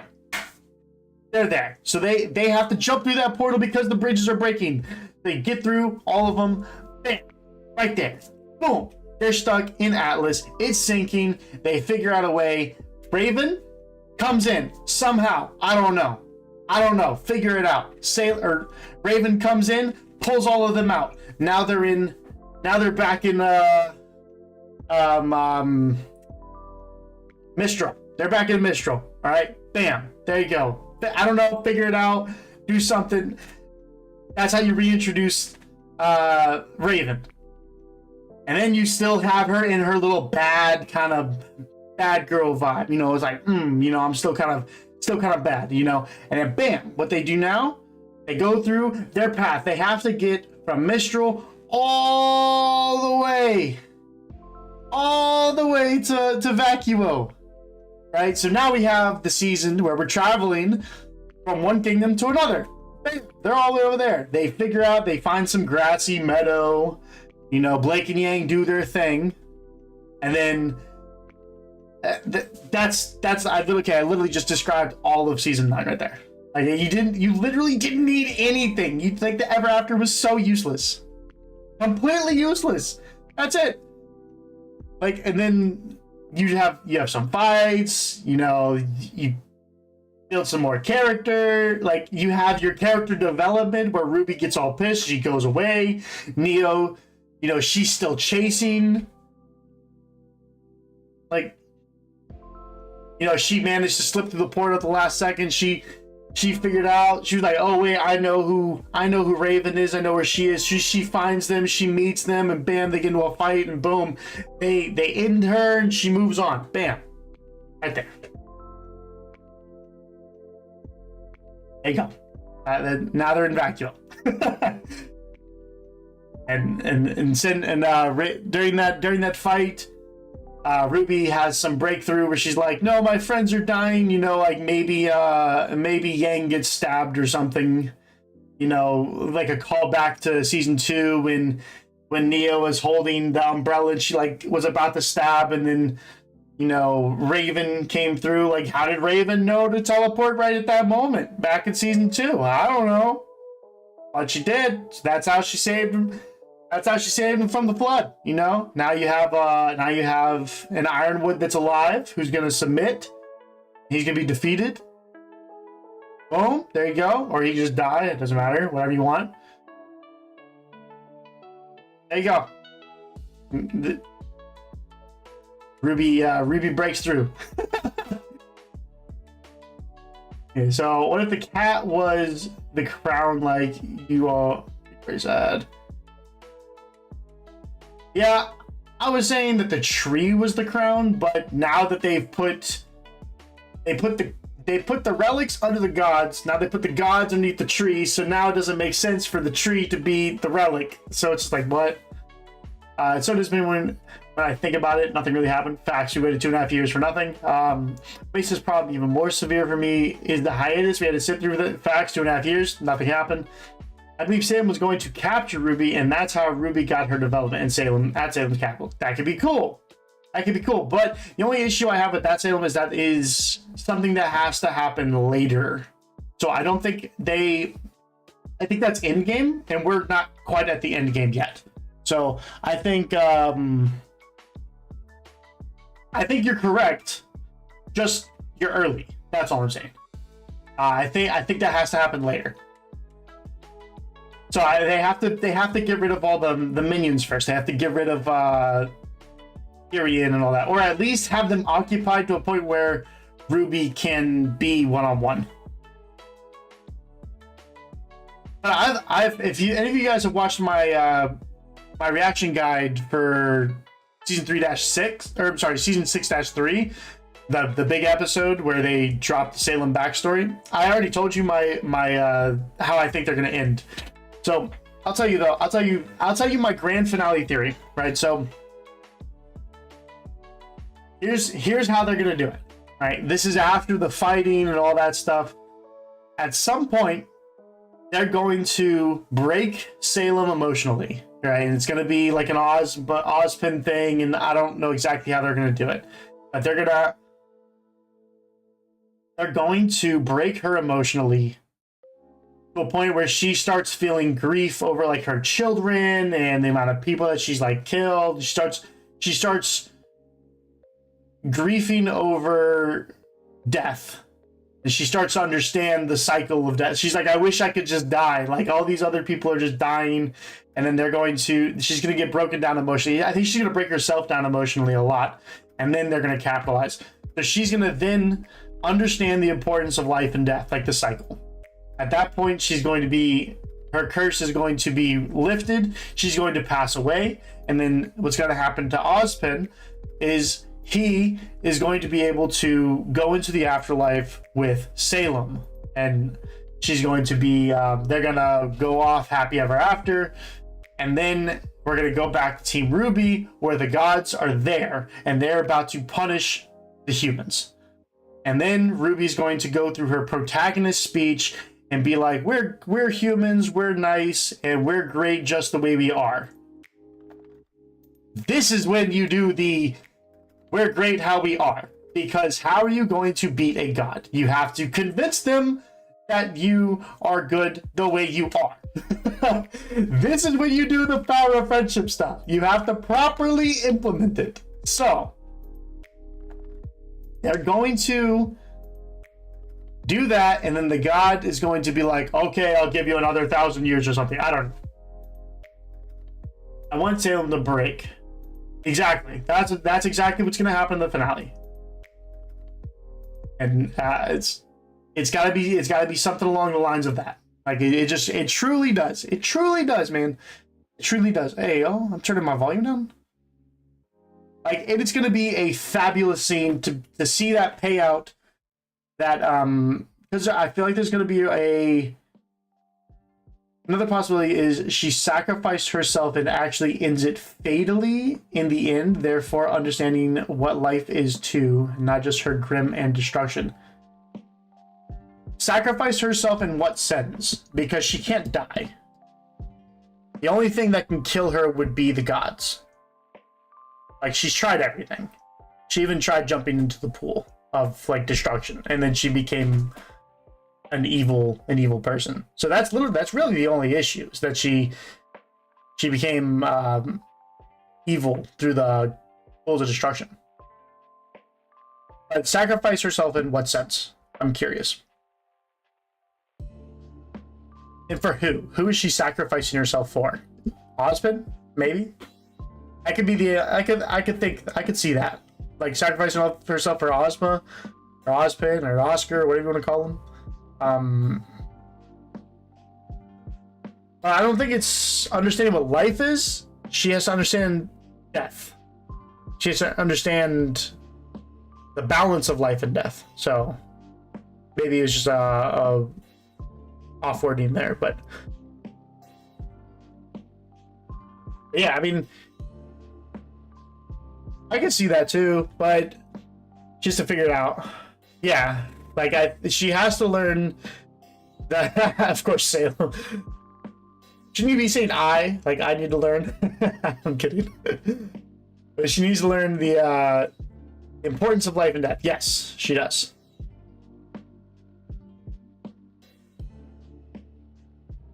Now, first thing would be Cinder. Like, she understand how she groomed Cinder and what she turned her into, and like Cinder's about to die. She's like, oh no, there's no way.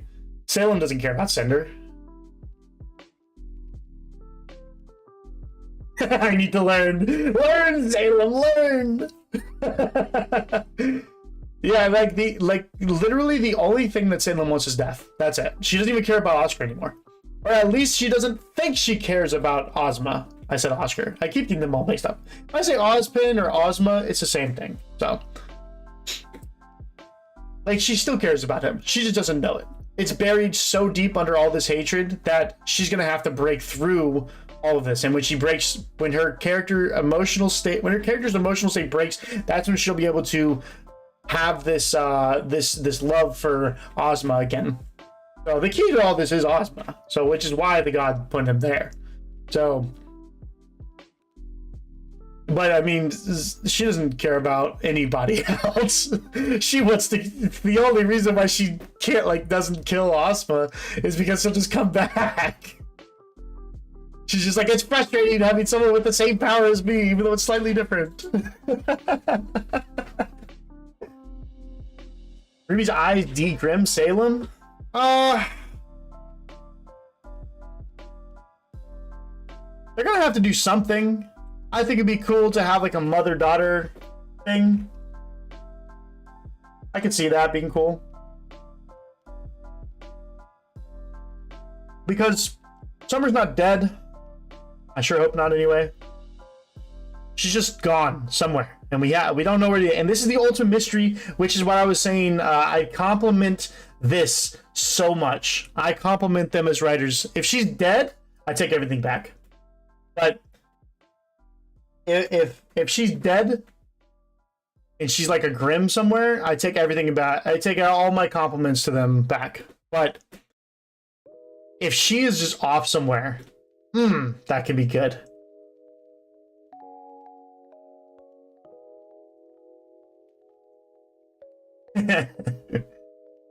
Nah, she was just doing stuff.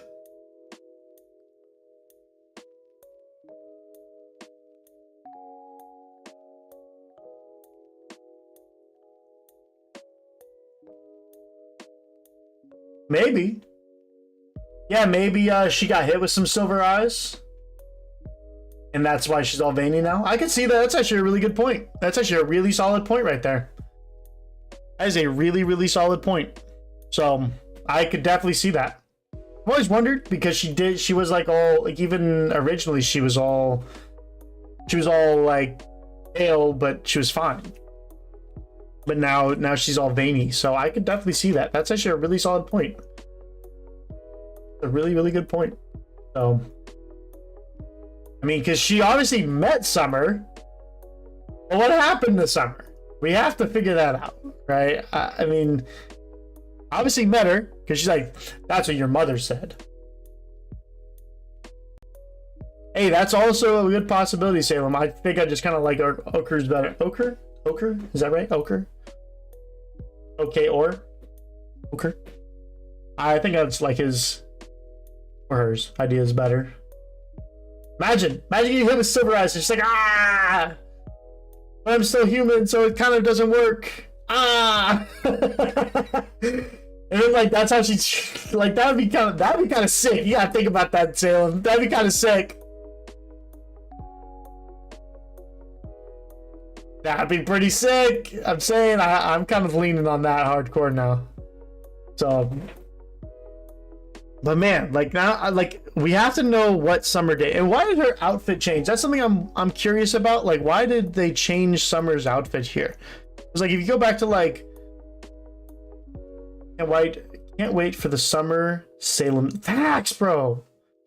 Facts. They could have given us Team Stark. I'm just saying, they could have given us what they could have done this season.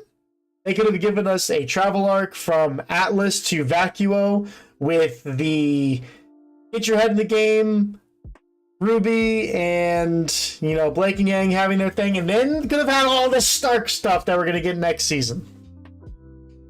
Just saying. Just saying. Just saying. Just saying.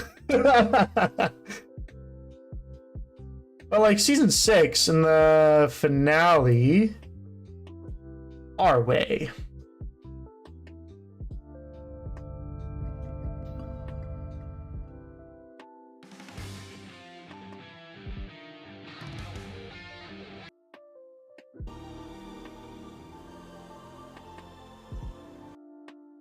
But like, look, bruh.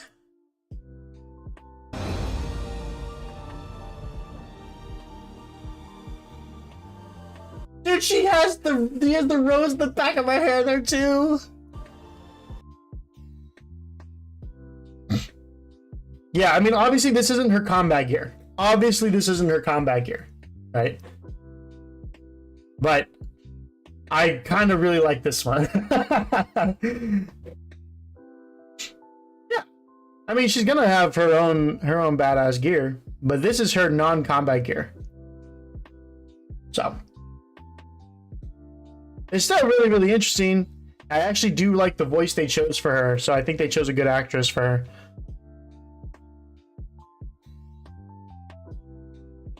How you feel about Summer's weapon? I mean, haven't seen it in action, but I'm fine with it, you know?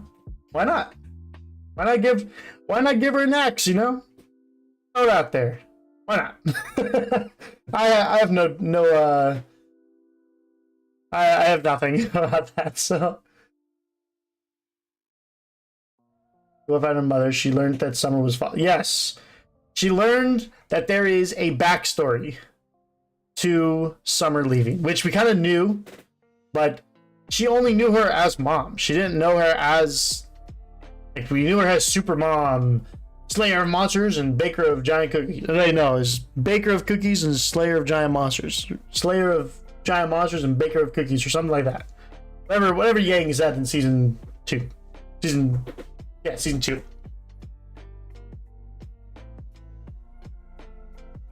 Like,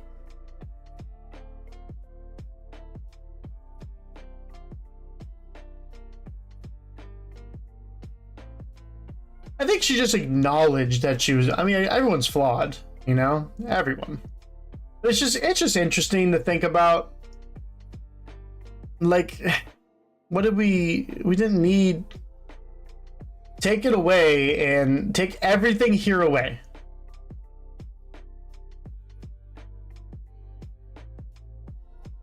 And just give us this episode right here. And it's just like, okay, yeah, like, there you go. Like, maybe they land and then there's a bunch of dead people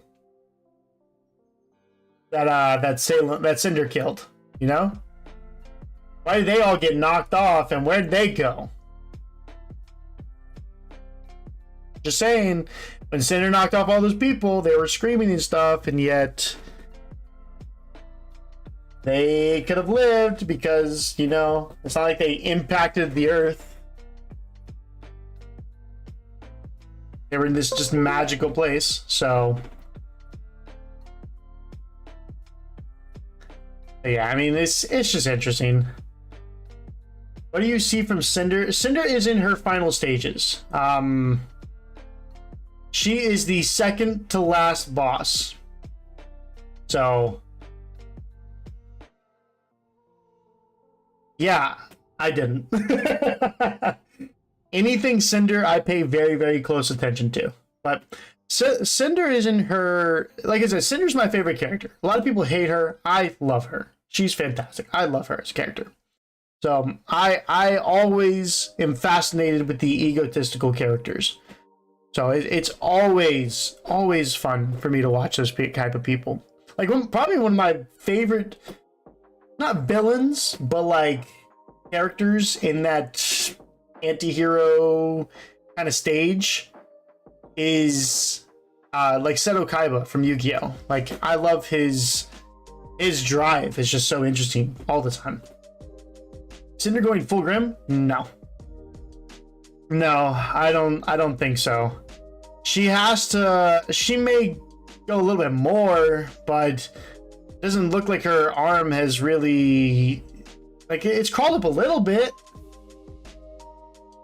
Like, if you were gonna look at season 5, is it here? This episode? Happen, Ranger.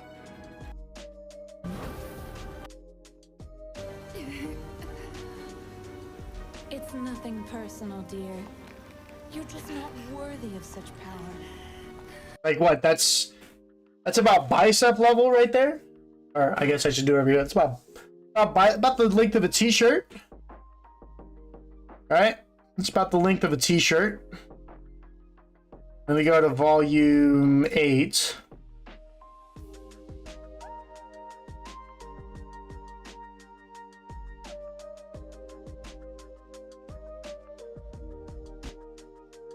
You haven't realized this yet, but If she's dead, you know it's impressive.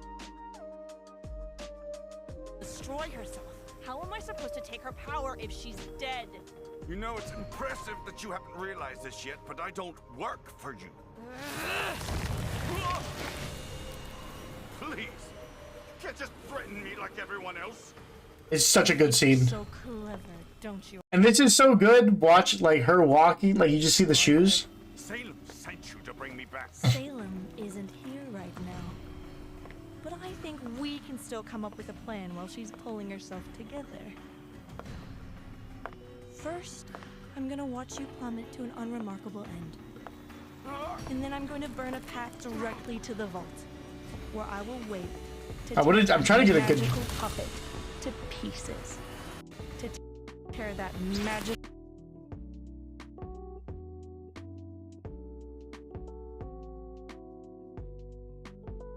Dude, this scene was amazing. Like, it looks like this is her arm. Like, it's definitely wrapped up all upon her. But when would be the best?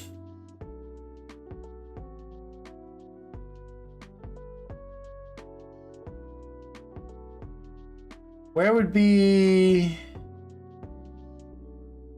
I guess maybe over here.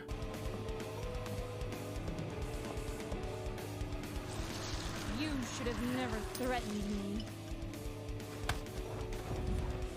And you should have never been born.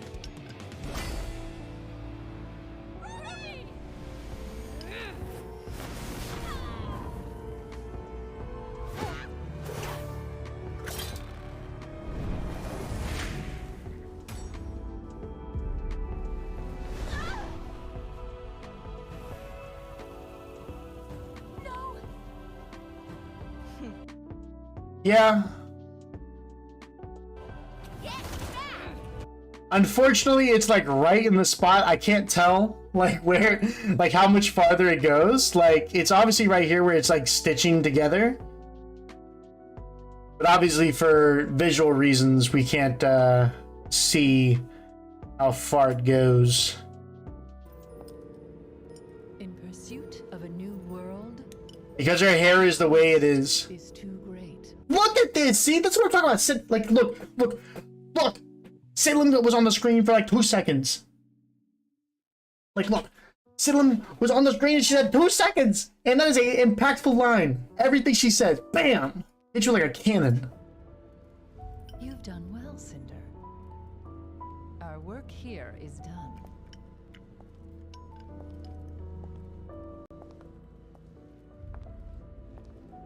You said they used the staff.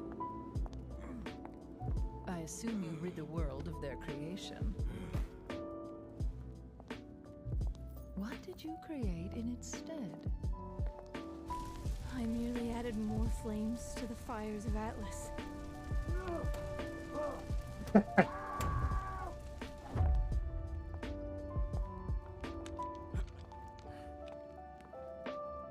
And that's checkmate.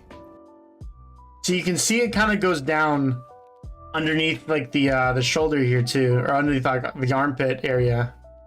Ironwood, yeah. Hey, he's doing his thing, you know? But man, like,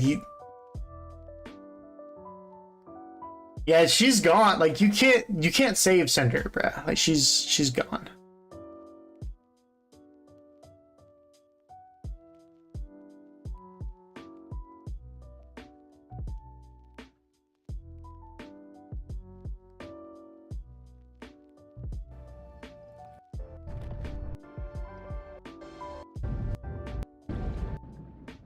Wait, do we get to see them fly away?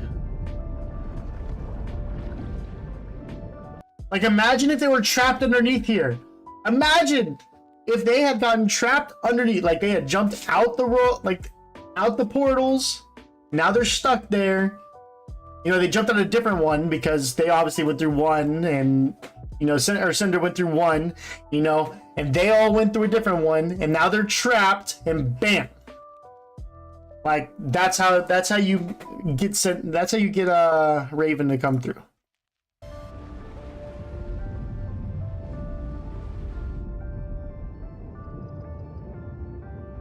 Like, all this water flushing through, bro.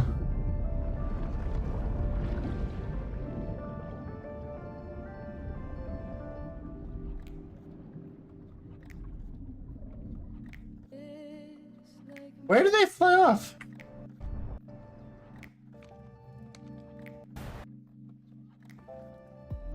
Wait, I'm trying to see the scene where they fly away. I don't know why I can't find it. I mean, I see obviously this scene, but it's like...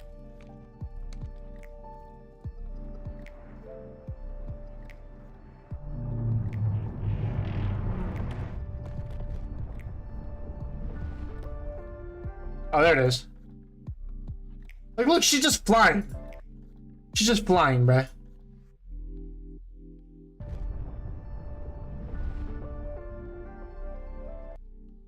Yeah, see, like, it's spreading like hardcore. Like, I'm surprised. I'm sure it's like around this area right here. Like, it's probably like if it's like right here, it's probably about like this much right here. Probably has the majority of like her top left chest. Probably like on her back.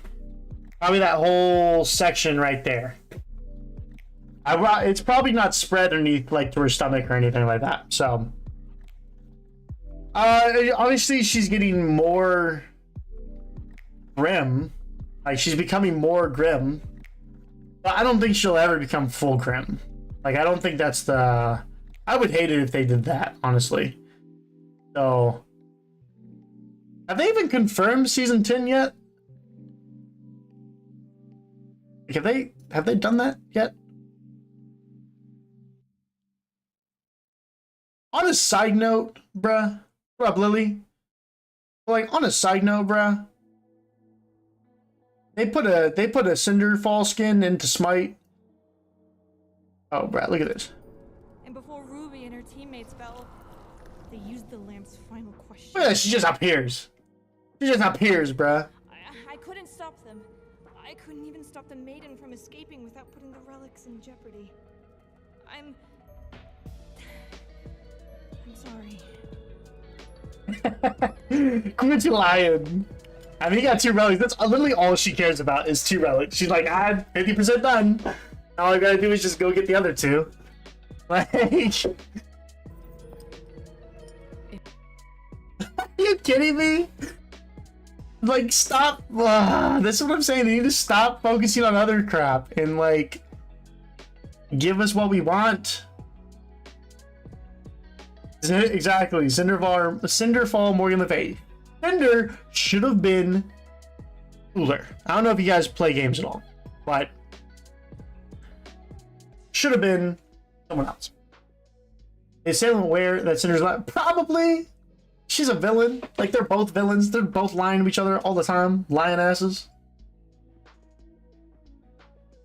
She knows it's a game, but it don't matter. Salem, it don't matter what Cinder says. She still has 2 relics. So she still wins, even if she's lying. Like, that's it. Like, it just doesn't... She knows. You know how long Salem's been on this earth? She knows the game. Like, like, bro, Salem knows everything, bro. That's why she's on minutes. Exactly. She don't care. She don't care if you lie. She don't care if you like take a sword and stab her in the back. It's just as long as you get her a relic, she's fine. She wants to die. And that's all she wants is death. She's like, I just want to die. That's all I want. I'm so tired of living. Like, I just don't want to be here anymore. But man, dude. It's just infuriating.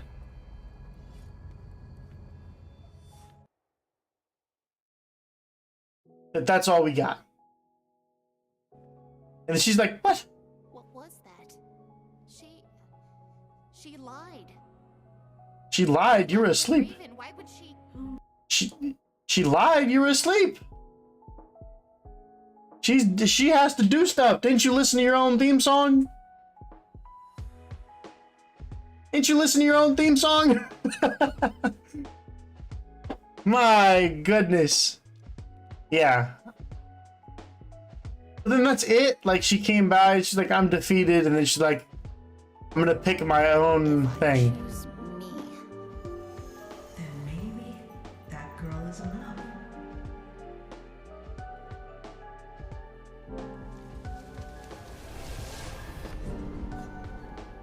Sorry, this scene is...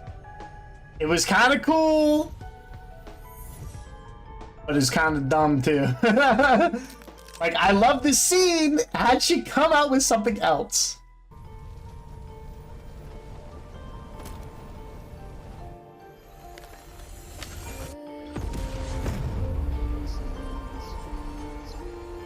Like, this is how you make a character entrance?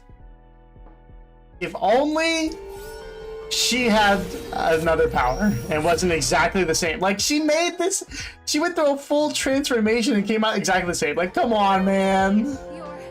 You're you. You're you. Oh my gosh. Shut up, Yang.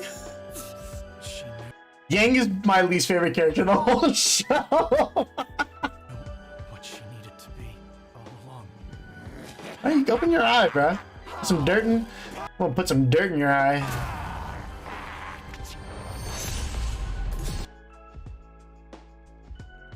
Facts! Facts, Bardo. Oh, it's facts.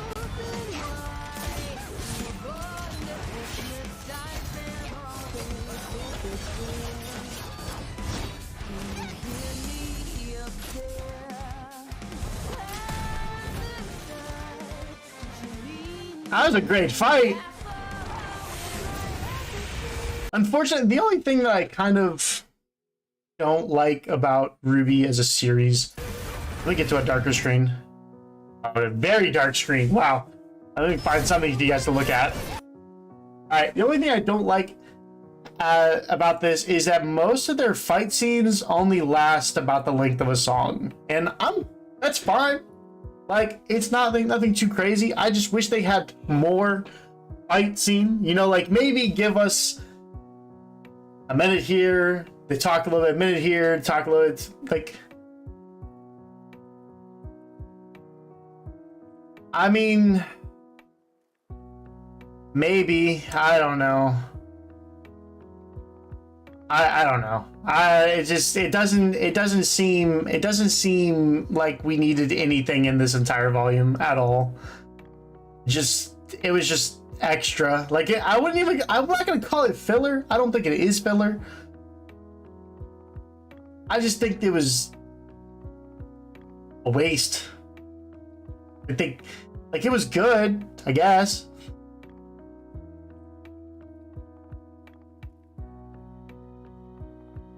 Yeah, I don't know. Scared of the cat? I don't think anyone would be scared of the cat. Like, I don't know. When I didn't grow up on cartoons, I grew up on anime. Like, this is what I grew up with. Like, I grew up watching anime. And I mean, I was born in Japan, so like, I only know cartoons. I mean, there were cartoons, but it was like, you had to go looking for cartoons when anime was always there. Yeah, absolutely. And I get it. Don't get me wrong. You're not going to have the fight scenes, but I think it's their budget, man. Like they don't do it. They don't focus on what they need to, and they outsource so much. Oh, actually, I don't know. I'm not gonna really. I don't really know all that. I just, instead of giving us, you know, these crossovers and, you know, just make a good show. All that stuff will come. Like if you make a solid show, all that will come. But why are you doing a crossover thing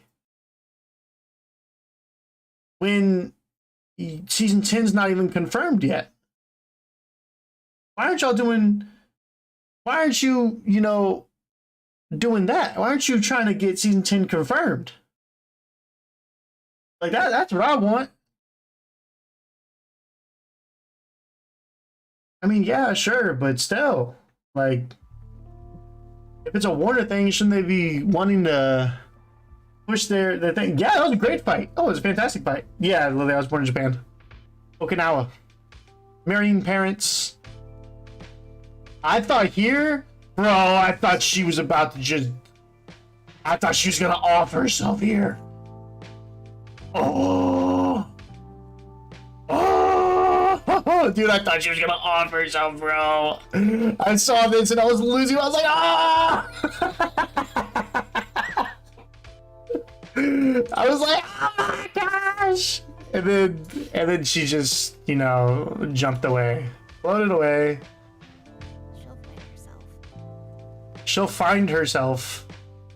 Like, this probably would have been the best time to get rid of Neo as a character. Just, no, I was too young and ignorant to realize how cool it would have been to learn Japanese, so I didn't spend any time. Love how they handled Neo. I thought it was really cool how she got the power buff. I thought that was really, really important for her as a villain character. But they can't give her another buff directly after she gets a buff. Like, she's gonna come back changed, and she can't do the same thing that RWBY did, where she's like, I'm good as I am, because she has nothing. But she has to go through some sort of transformation, which is what RWBY should have done. Like, how are you gonna tell Neo that she gonna find herself, and then, like, RWBY gotta go in and be like, oh yeah, I'm good as I am, and then immediately put Neo through the same process? She gotta come out exactly the same. If she don't, then what's the point? I'm saying, yeah, no, I get that. Oh, her overactive imagination is crazy, but like, she just it's just unfortunate that she was the main villain in a useless season. Like, this entire season was just useless. Like, there's no point. Like, none of these episodes matter at all. Like, episode 1, 2, 3, 4, 5, 6, 7, 8, none of these matter. Literally just watch the finale. And if you're into Bumblebee, then watch 6. Like, other than that, like, I hope she doesn't come back. Bottom line, hope she's done. Hope she stays in the Ever After. Gone. Keep her out. You know, she's done. She finished. She completed. She's gonna come back, but kind of wish she wasn't. You know, Neo's one of my favorite characters. I have proof.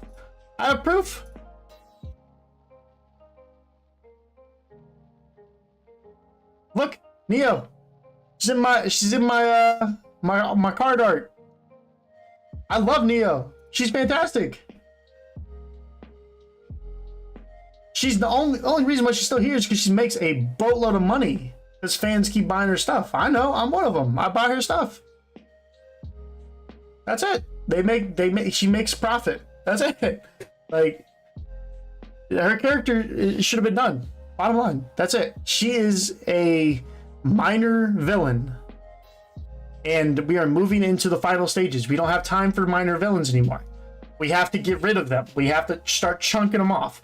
So Tyrion has to go. You know, we have to close that story where Crow finally beats Tyrion.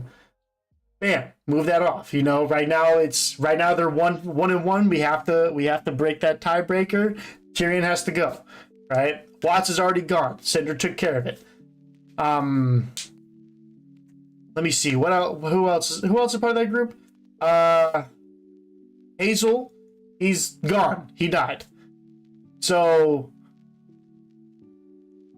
that's it, right? It's just Tyrion.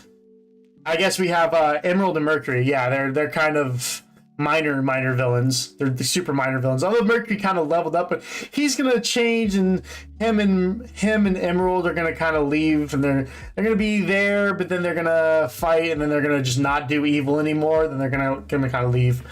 So, because they haven't really done anything like evil per se. They've done some bad stuff, but nothing like crazy like evil. I mean, there was Penny, but she's a robot, so that's about it. That's about it. So, I mean, Evacuo, they're going to get rid of everyone except for Cinder and Salem. So, and then... Nah, she's at the finale. She doesn't need anyone else. She's got her silver-eyed fauna, mutant monsters. Yeah, kill off Blake and Yang.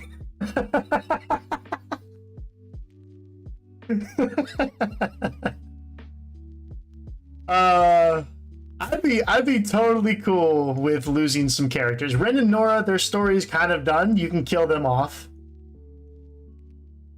If you wanted to make it dark, if you didn't want it dark, you could not do that. But if you want to go a little darker, Ren and Nora can go. You can make Jean, really alone, truly alone,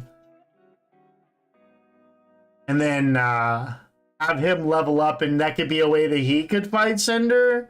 I don't know. I still think it needs to be RWBY that fights Cinder, but I could see it going either way with Cinder versus RWBY or Cinder versus Jean. I could see Jean be the one to fight Cinder as well. But it has to be. It's like Cinder deserves a 1v1. Like, she deserves a 1v1, not a team versus her thing. Here's you like a cake, just kill them off. I don't care. Who's looking for the beacon at Relic? Or who's looking for the relic at Beacon? Salem hasn't stopped looking. She still has the minions. Her Grim walking around looking for them. So it's still being a search. It's just not there. It's somewhere else. Which I think that's what has to do with the summer. Yeah. No, I know. Oh, I know. But that's what I was saying at the end of the season. RWBY needed to come out because Cinder and Neo solo, like Cinder, also Neo solo, entire Team RWBY. Like, that's it.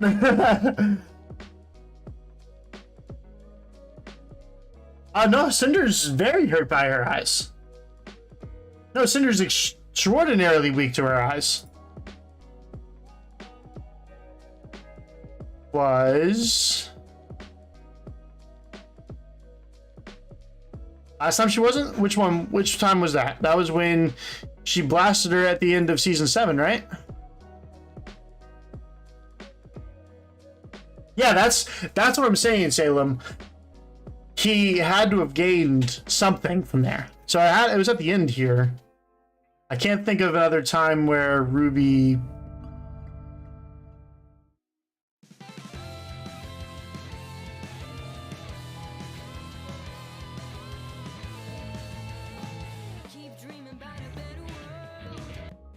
Wishing for clarity. Hoping for a lightning bolt. She's gonna save you from tragedy.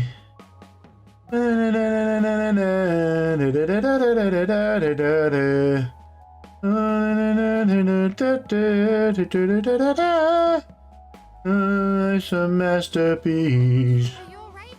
Penny, what It's funny.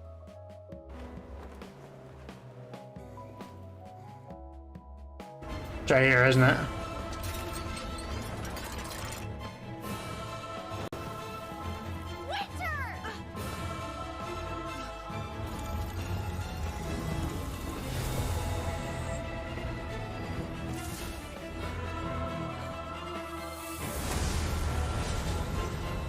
See, she just ran away though. Across every. Yeah, see, she just ran away. Had she not ran away, she would have gotten blasted. She would have gotten bodied.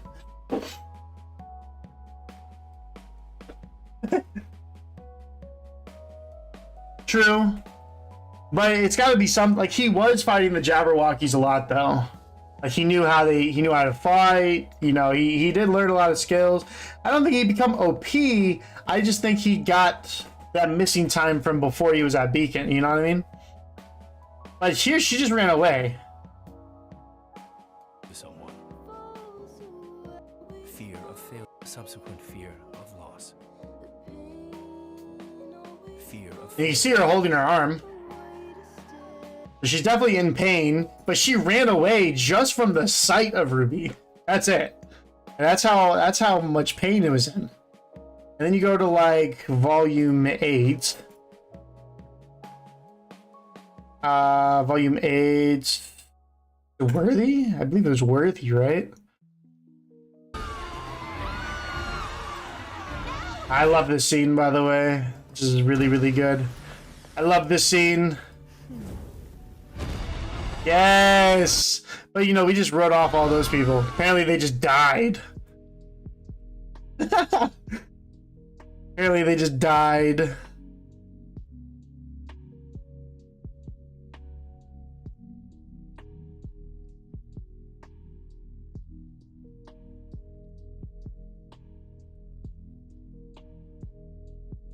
There's a maiden though? I can't, wait, you can't see what?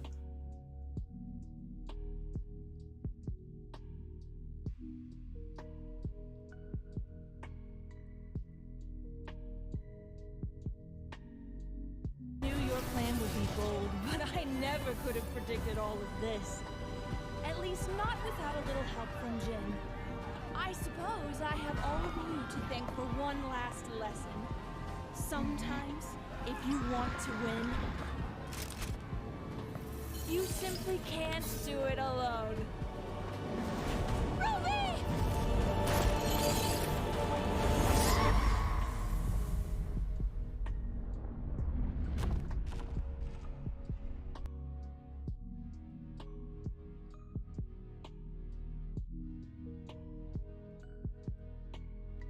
Yeah. Yeah, so if she got hit with it, then something like season 5 here, I guess. Oh, you can't see Jean beating her. Yeah. Yeah, I'm just saying I think I could see him fighting her. But we haven't seen him actually, like, go all out, you know?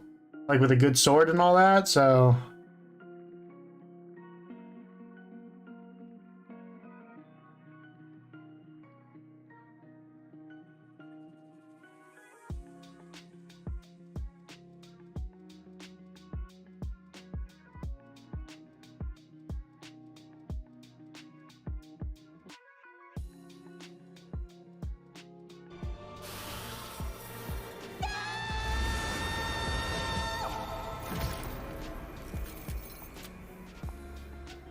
And that's not even like full power. She only did that like a little bit. Like that one little stun. If Jean had done a cleave attack rather than a stab, Like, he would have just killed her right there, man.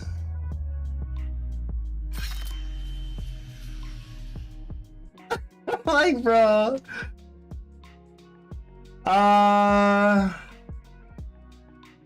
Exactly.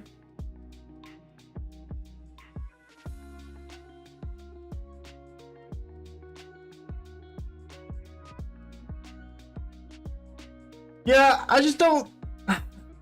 Yeah, I'm talking about in terms of deserving to fight Cinder. I'm not talking about whether they can defeat her or not. I'm talking about deserving to fight her. And I'm saying that there's two people in this show that deserve to fight Cinder in her final battle. And that would be Jean because of Pyrrha and RWBY because of everything. So, but she is not the final boss. She is a second to last boss. They have to do that. They have to kill. They're going to have to defeat Cinder. I don't know if it's going to be a kill or if it's something else, but I don't know how they're going to do it. It'll be interesting though. But here's what I was saying I thought would have been something really, really interesting. I still think RWBY is going to become a maiden. And what I mean by that is I believe Summer Rose is a maiden. And if you listen to that song, Red Leg Roses Part 2, she's trapped in like an eternal prison. That is what her mother character said.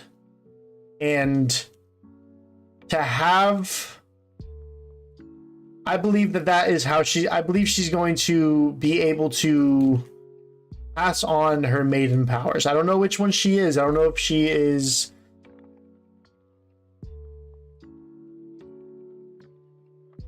stealth kill? No shot. Cinder does not deserve a stealth kill. No shot.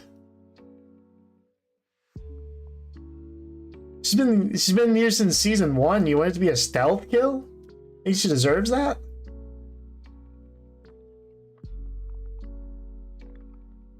Well, yeah. If it comes from the left side, you definitely won't see it coming.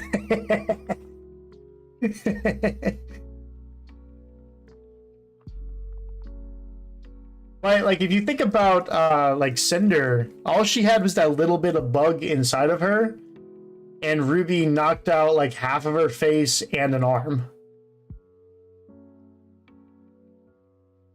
So imagine like the more grim she becomes, the weaker she's going to become to RWBY, I would imagine.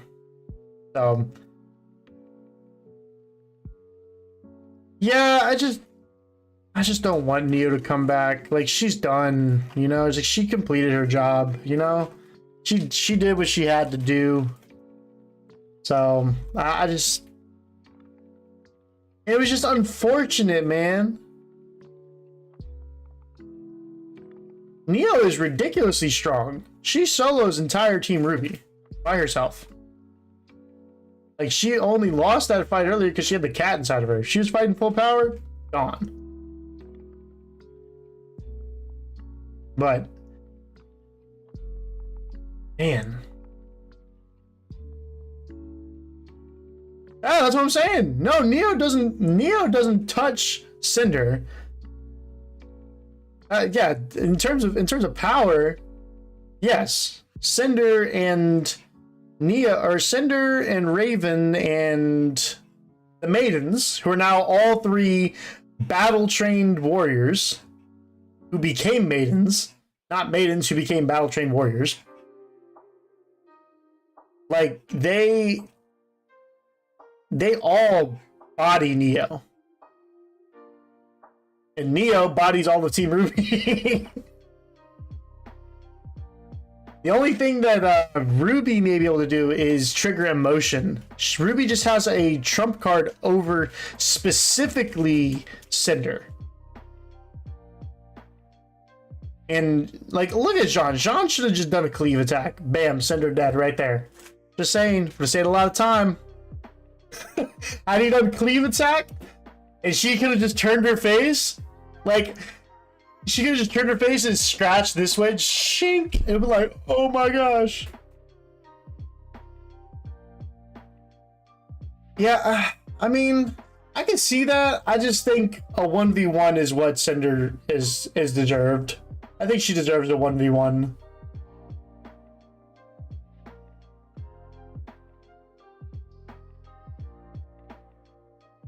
But I mean, I could see a 2v1 happening. No real issue.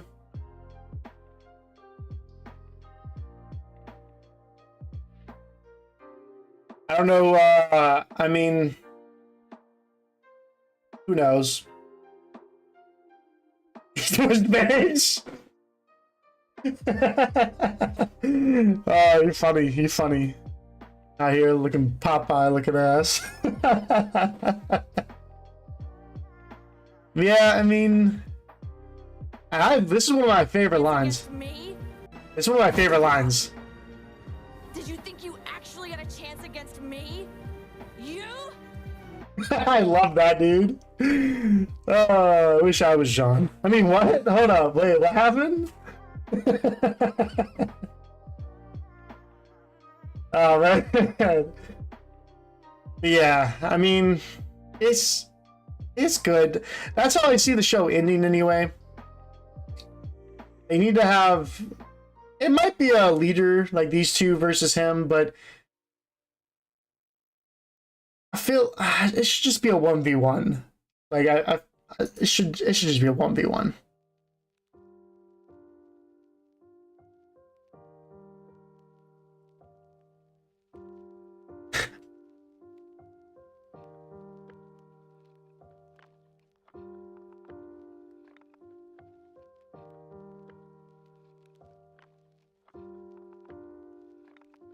Yeah, I could see that happening, Salem, but I don't want it to happen like that.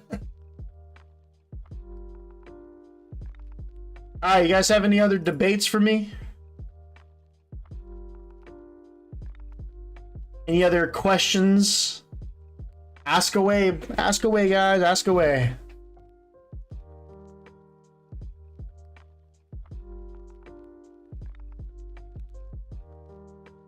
Summer?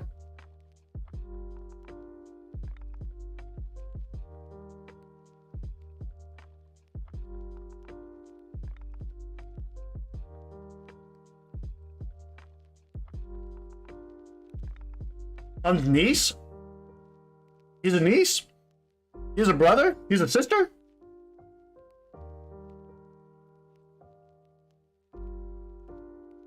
From the book? Oh, I don't read the books. Aunt? Yeah, I don't know. I haven't read the books. That's what I'm saying. They give us homework. I like that there's side stuff, but there's no point that there's no reason why we should have homework.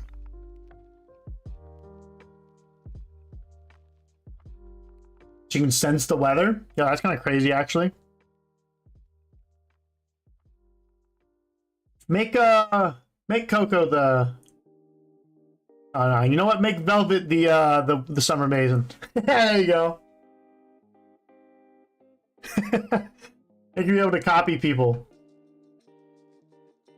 That'd be pretty cool. Yeah, give Velvet this.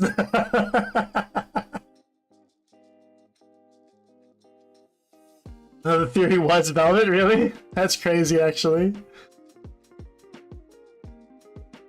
I wasn't talking to you, Siri. Go away. Dang.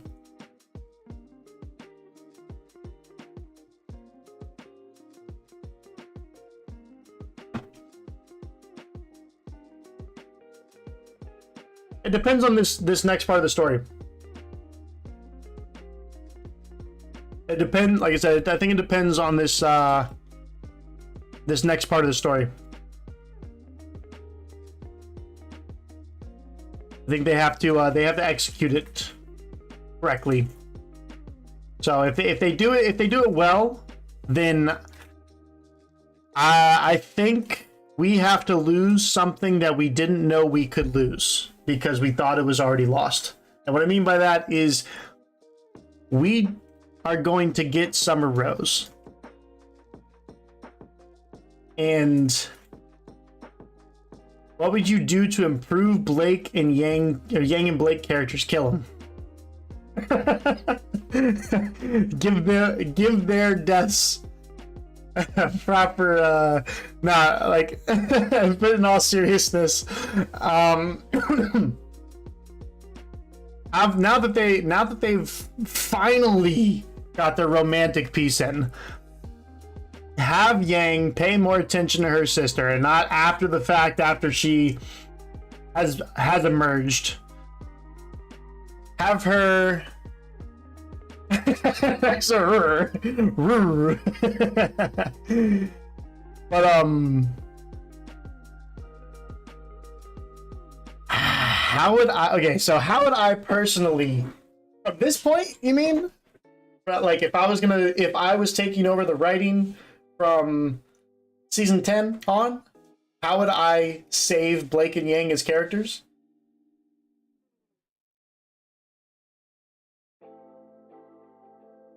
All right, that's a good question. Because you know I hate these characters. If I were to attempt to save them as characters,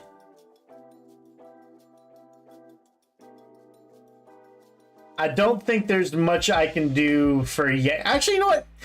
What Yang can do is she can learn how to be a daughter.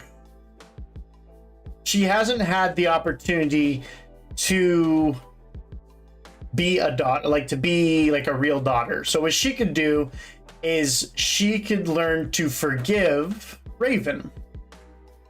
If it was written in to where Raven wouldn't be exiled from the group, not that she is currently exiled, but to give her a moment in which she could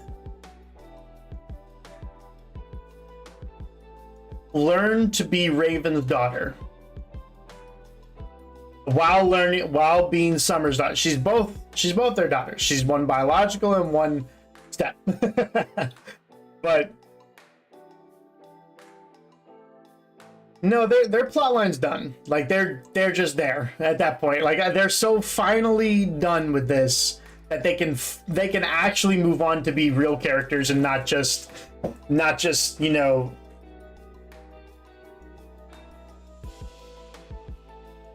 these two characters, man, Blake and Yang. You know how much hate I got for that episode 6 reaction? Like, like, you know how many people were like, oh, like it's the representation. I'm like, listen. I don't care about any of that.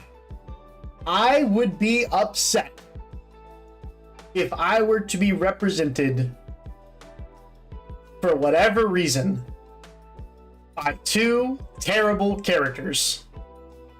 Blake and Yang are awful characters. If I were to be represented in some way,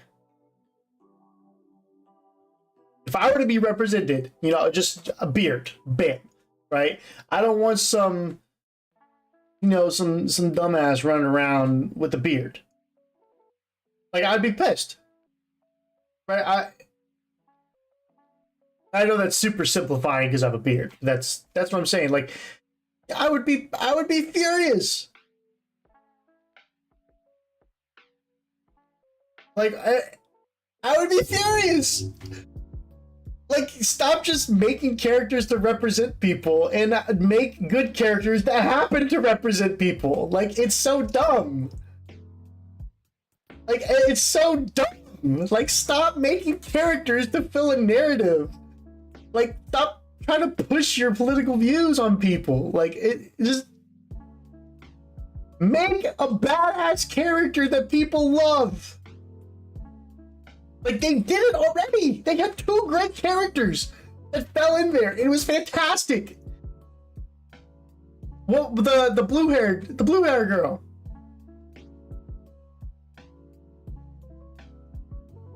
Oh, back in season 8, I forget her name. Oh, Huntress.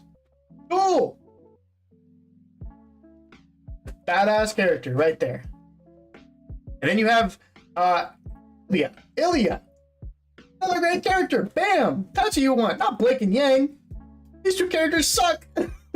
They suck. They suck. Like, stop.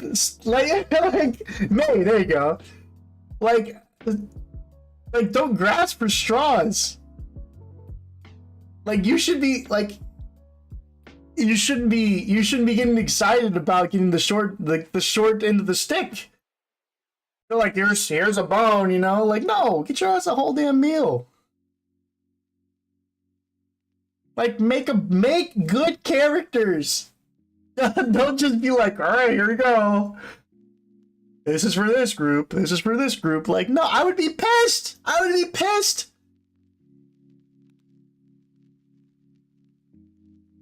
True, but it was done actually pretty well.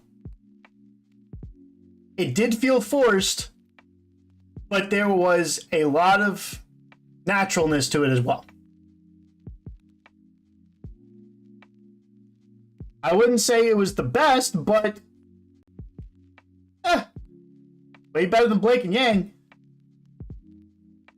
Like, like, I'd be pissed. You know what I'm saying? Like, I would be so upset, man. Like, just be so mad. Like, why? Why are you, like... Yeah, I mean, it was whatever. If you want to know the perfect one? Ilya. Ilya was flawless. Flawless. Like, you felt the emotion. Her voice actress was fantastic. I've always loved her voice actress in a bunch of dub series, especially like Sword Art. Like, she's always done really, really well. She also played another, what was it playing? Erased. That's another fantastic anime in which she dubbed one of the girls. Oh my gosh, she hit her lines. That actress just knows how to hit her stuff. She's so good. It's so good. Eventually, when my show's written, I want her to voice one of my characters.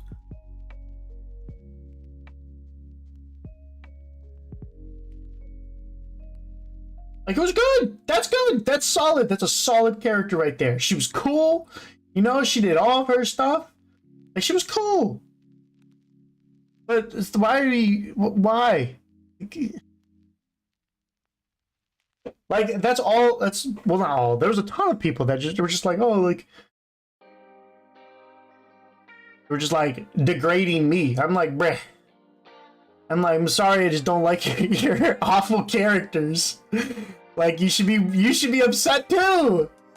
You should have some have some better characters. You should be really excited about having better characters, not just. Tiana was badass, yeah.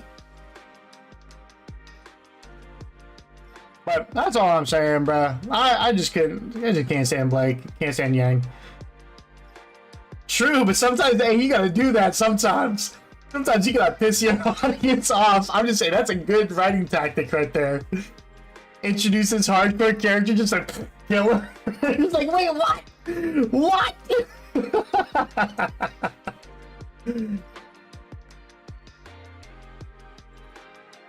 I would say it even started before that.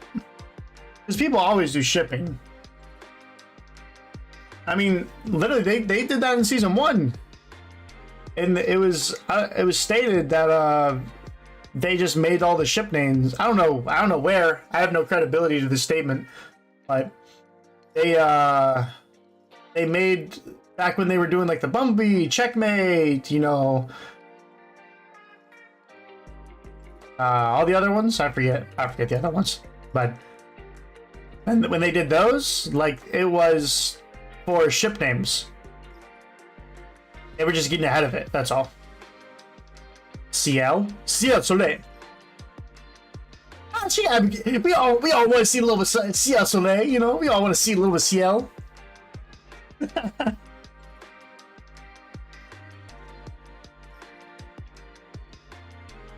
Oh yeah, absolutely.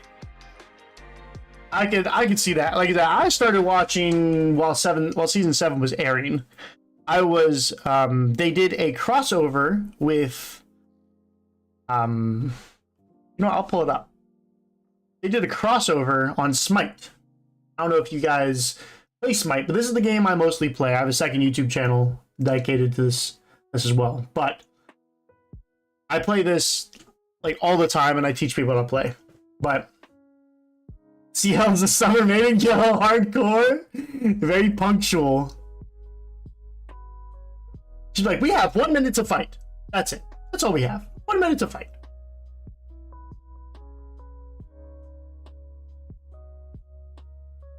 I can like push down on my my thing. Part of it, never played it. So Smite is like League of Legends. I'm not gonna play a game. I'm just gonna show you guys the characters. But yeah, like I like they should have just been a thing. Like they should have been had this. It just felt forced and all that. So this new god, Ishel, she's cool. All right, so here we have, so like RWBY, we have Thanatos, you know. So this is the main one, Thanatos, and then as for the skins, you have two skins for RWBY. You have the original Ruby Rose skin, which is really cool, and then you have her new outfit. So all of them had their new outfits, but they did her hair wrong. But I'm kind of the only one who complains about that. They did have to curve her weapon because of the character, but that's a whole different thing. So yeah, they were in Paladins. It's the same creators as Tyrese. So have I watched Arcane? Did I enjoy? I love that show. It is a masterpiece. Arcane is a masterpiece. They did 9 episodes of flawless storytelling. There's no filler. Everything hit on the spot. Whoever wrote that, masterpiece, masterful writing. I've watched it several times so I could study it, and I've taken different writing points that they've done and I've applied them to my own story. I rewrote like a major point in one of my characters' storylines after I watched Arcane, and I was like, I have to implement something like this. Like, this is ridiculous. Arcane is amazing. All right, so next would be, where is Freya? So like Freya, right? Queen of the Valkyries, right? Her skin, Weiss Schnee. So they did really well with all of their all of them. I think her hair's a little bit too short, but it's fine. So, but this is how I got into it, right? So then you have Amaterasu, Japanese goddess. And then they gave her Blake.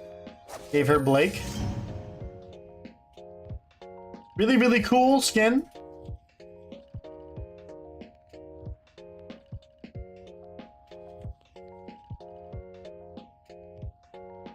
Hey, they could do that though. Was awesome. Yeah, I played a little bit, and then the last one was Terra, and this is actually where I got my first spoiler about the show. So the Earth Mother, right? She has Yang Xiaolong. This is where I got my first spoiler, right? When I was looking at this, I was looking at her character because I was looking at all the characters like, oh look, anime girls, I'm gonna watch this show. And I looked and like, oh, she has some cool little gauntlet. And then I looked here and I was like, she has a robot arm, bruh. And I saw her robot arm. I was like, yo, at some point she gets her arm cut off. And Yang was actually my most enticing character because of this, because I saw her arm right here. I was like, oh my gosh, like look at that. Look at that. Going into the jungle. But then they did Morgan Le Fay. It was a new one. And they gave her Cinder. And I am very upset about this. I am very upset about this as a super fan of Cinder. I am very upset about this. I get she's a mage, you know, she has this cool blade and all of that, but she deserved to be Uller. This man has a bow and arrow, and when he switches to his other stance, he dual wields. Like, come on, man. This should have been Cinder right here. I'm waiting for him to switch. Ah. But Uller's a stance switcher. There he goes. See? See? He switches. Now he's dual wielding. See what I'm saying? See what I'm saying? Dual wielding? Bro, come on, man. That's all that's all I got there. The band was a bit cringe. Wait, what? The band was a bit cringe? Like, bro, because you look at Cinder, she's always using the bow and arrow. Pew, pew, pew, pew, pew. She got the dual wield. No. It's fine. Yang should have been given to someone else as well, but, you know, whatever. Arcane band scene? Oh, yeah. Well, I thought that was fine. I see what you're saying. I thought it was fine because, you know, why not? Why not throw them in there, you know? I see your point, though. I see your point, though. But Arcane was fantastic. Like, see, episode 3, that tore me up, and I implemented something exactly like that into my show that I'm writing. And it's gonna be good. It's gonna be good. It's a little long, but it's gonna be good. I need to write more. I need to focus more on writing. I should probably make that my main priority, because I want people to react to my stuff too. Like once I get it posted and all that. Like I know that Elizabeth Maxwell, the Winter's voice, if you're unfamiliar, I've already selected her to be my strongest character in the show. Yeah.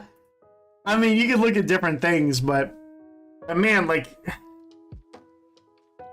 you didn't need any of this, which is just unfortunate because I was really looking forward to it.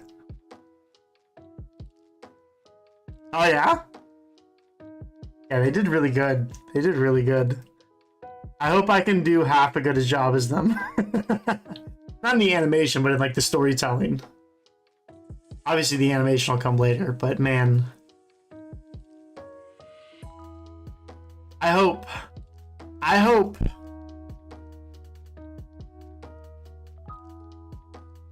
All right. Well, any last questions before I dip on out? I'm gonna get some food and then that'll probably be it. I may stream over on my Twitch. If you don't know, guys, I do stream on Twitch. So let me post it in here. Hopes for volume 10. Yo, beautiful voice.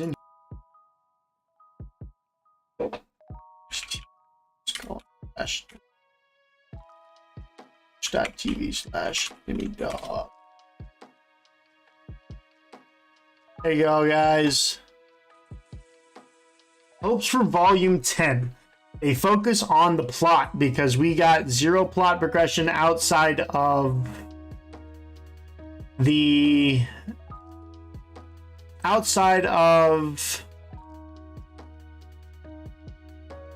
summer thing. So I want some Stark.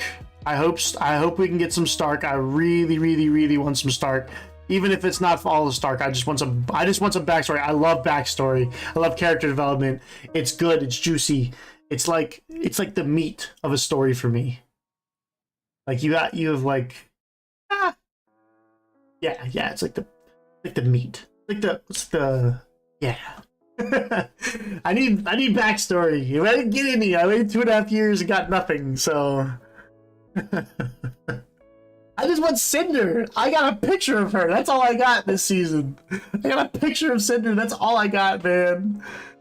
I'm gonna play some more Dead Island tonight? Dude, I don't know. Maybe. I need some food. Perhaps. Why, are you trying to grind some more? No more questions. Yeah, we all need a little bit more. I'll need a little bit more.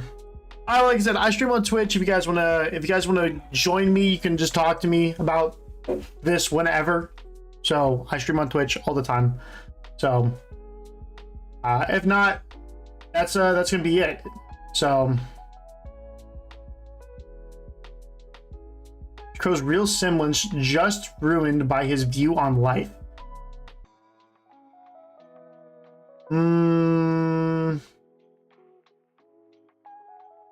I just think his view on life is very unfortunate.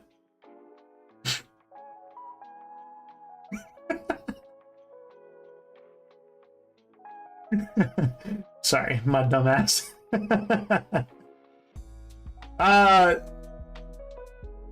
No. I think he's very real. I think he recognizes how real his situation is. That's all.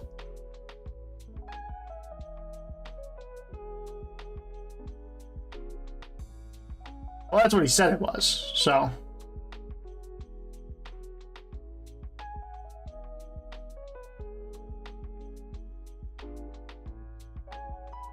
I mean, maybe there's more to it.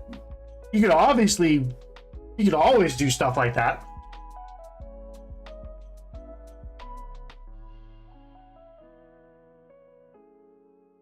I mean, I'd be upset too if my semblance was bad luck.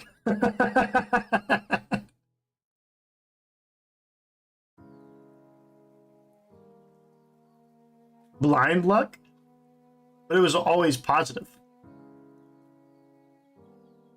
It's an interesting concept to think about. They could definitely twist something on it, but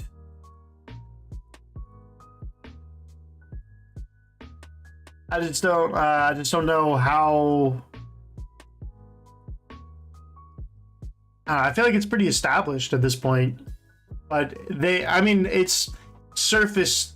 It's either established, or it is surface established. And if you're talking about the badge thing, when he's holding the clover, yeah, maybe it's something like that. Maybe it's something completely different. I mean, it's that is something that they could develop into, which would be an interesting writing point. I just don't have my hopes high for them. So especially after this volume, I just don't have my hopes high for excellent writing points. But everything I say, I love the show. I hope everyone understands that. I love the show. I love RWBY. The show is fantastic. Is it a cop-out? I mean, yeah, but he's not a main character, so it's fine. Like, it's fine to have characters that are just a straight line. Like, it's at least to me, I think it's totally fine, totally acceptable. So, like I said, I completely love RWBY, and I will always. My headset just die? What is happening? Music just turned off on me? What happened?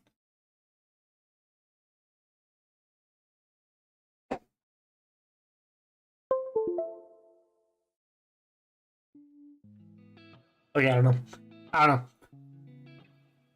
But yeah, I mean, I'm critical about it, and I'm just honest. So, and I'll always fight people in the comment section. You know, they'll throw their comments at me, and I'll whip back. I don't mind debating people. You know, if they wanna come at me in the comment section, I will more than happy respond to them. So, but you know, it is what it is.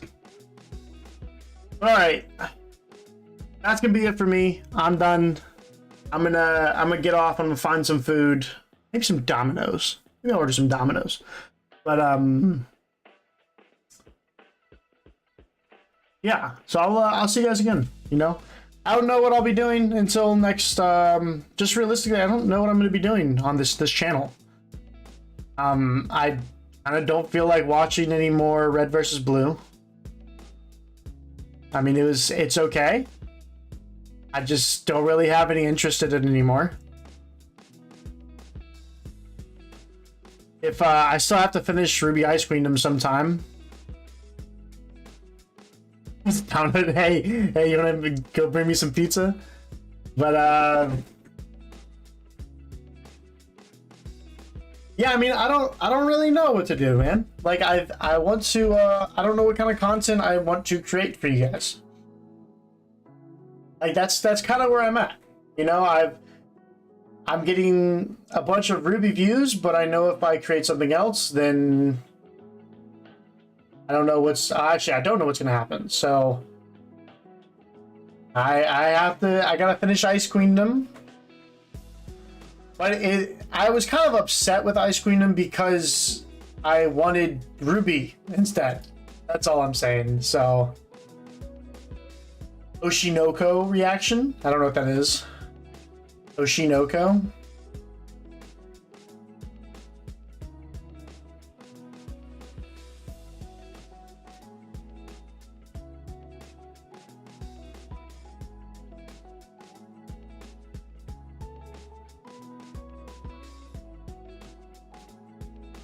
Oh, is this the one with her mother? The mother and the two kids? I saw a clip.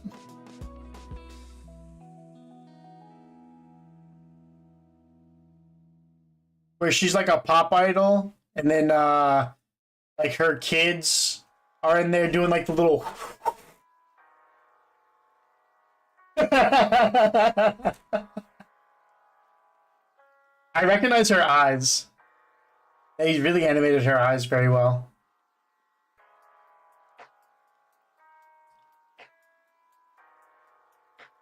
Anyway, My Star is the English title. I like watching, and I'm actually, believe it or not, I'm now more into dub than I am to sub. And that's crazy to me, because I have a like I said, I was born in Japan. I was raised in Japan. Maybe not raised in Japan, but I grew up watching like subtitled stuff. And then now that I'm older, I'm like, it's a lot of work reading all that stuff. It's a lot of work. And then finding certain voice actors and voice actresses that I just absolutely love, like for example, Elizabeth Maxwell. She voices Winter. Fantastic voice actress. I was sitting there playing.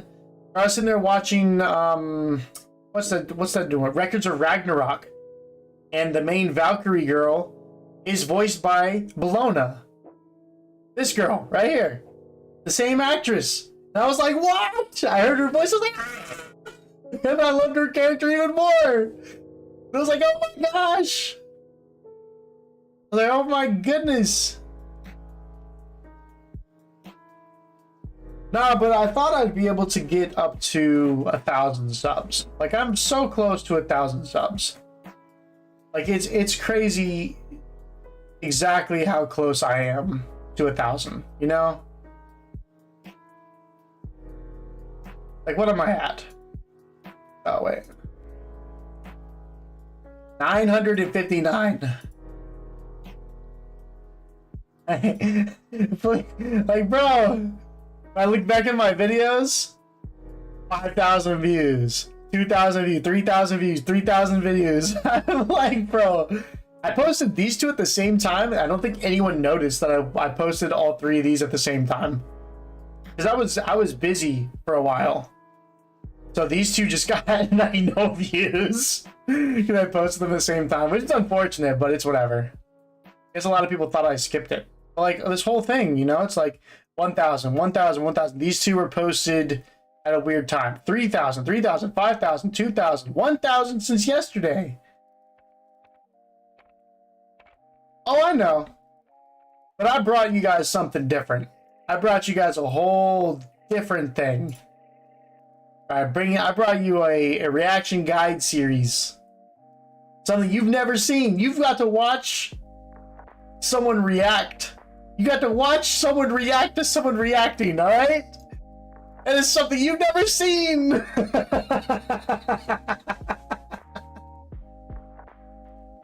was over there like, what you gonna do? What you gonna do? I was like,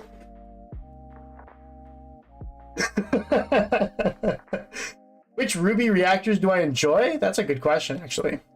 I enjoy. That's a good question, actually. Oh my gosh, beautiful voice.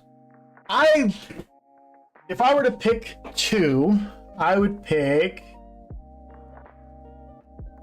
Let me see if any of them posted today. Oh no, some of them are behind.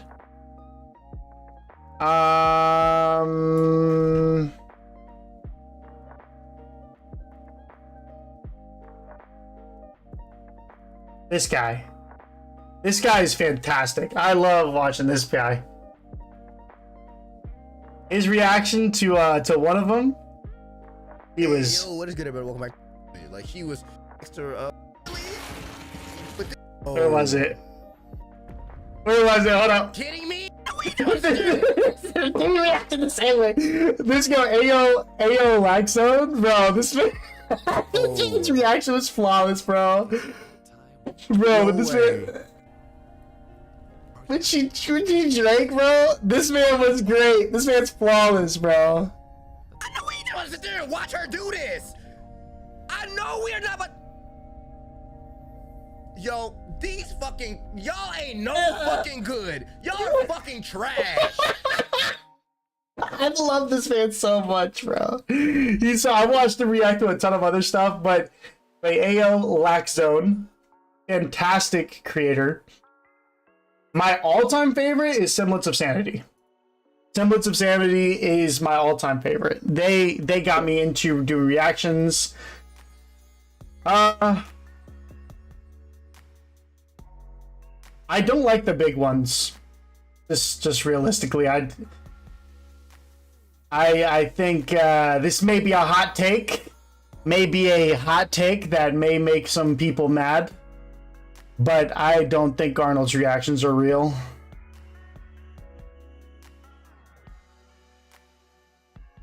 But you know, hate me, I don't care.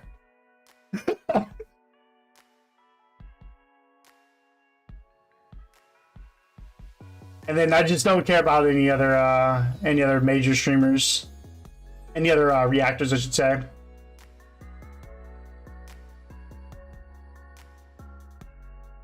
But you know, I'm here.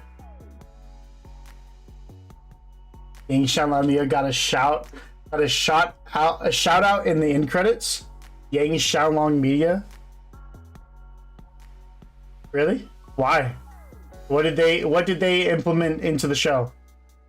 What did they add to the show that deserved them to be in the credits?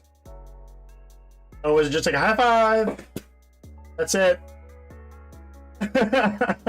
It's just a high five. That's all it was, you know, like.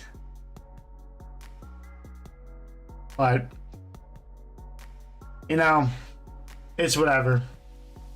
It's whatever. Nothing we can really. I can just do me, you know. Oh, cosplayers. Oh, okay.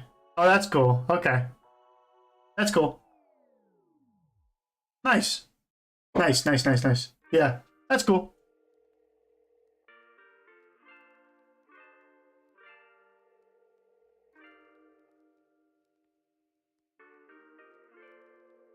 I've watched Arnold be very critical on other channels when talking RWBY, but he doesn't criticize when reacting.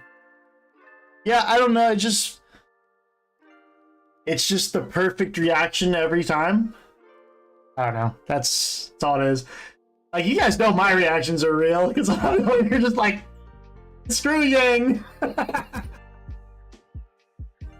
want you guys to know that it is very authentic. I mean, that's the purpose of reaction, you know? It's supposed to be like, you're not here to, like, if you want a scripted one, go watch the bigger guys, you know? They'll give you the ones. I'm gonna give you my real reaction every single time, and if you don't like it, tough. That's all I can give you. If you don't like my reaction, don't watch it. Don't waste your time. Like, there were so many people like, oh, you know, like, I'm not gonna waste my time watching your videos. I'm like, well, why are you wasting your time commenting and pushing my videos? The more time you spend watching my videos that you don't like, more time you spend commenting, the more time you spend disliking, the more metrics that YouTube recognizes and it pushes. So if you did not like it, why are you unintentionally supporting it? Just saying, if you don't like it, don't watch it. That's the best way. It's the best way to tell the best way to promote what you don't like is to watch and be like,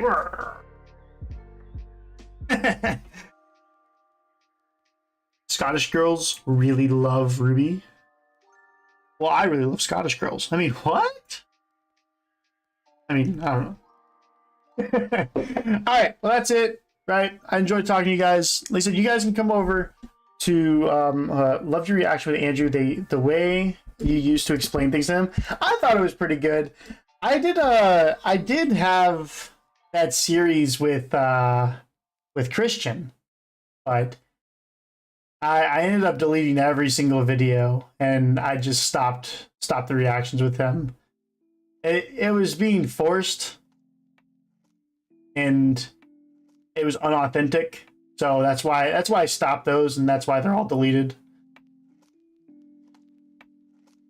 Because like he would say one thing to me, and then I would find out through the grapevine what he was actually meaning. And I was like, okay, so he's just not going to be here anymore. So in case you're wondering what happened with that series, yeah. Because I would love to bring more people on. I would love to show more people RWBY.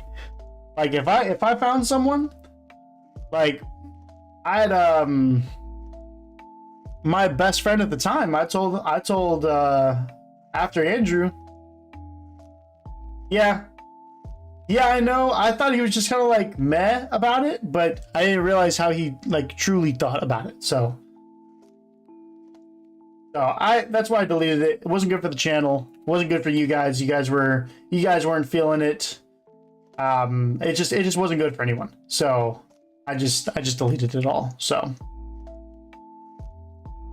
that's what it was. You know, you gotta make those executive decisions every once in a while. So I told him, I was like, nah, we're good. He said, oh, you want me to come over? I was like, nah, we're done. And that was it. So that was all that was, you know. Is what it is. Eso sí que es. It is what it is. Yeah, I mean, I miss Andrew. Don't really talk to him too much anymore though. So busy, but you know, whatever. But if I did find someone else, would that be something you guys would be interested in? Like if I were to go through that process again, like since, you know, there's a couple of you guys here. Like if I were to find someone who's like truly interested, would you guys be interested in watching another guide series? You know, a third attempt. The first one was obviously went pretty well. The second one flunked hard.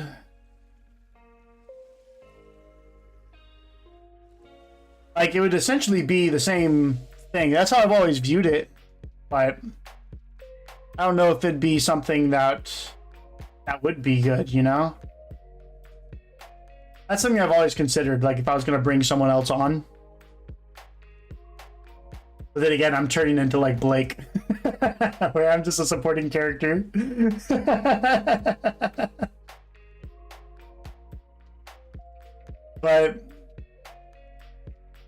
But no, I mean, I want to start making more content for you guys, because I don't want to just like ditch you guys until the next RWBY reactions.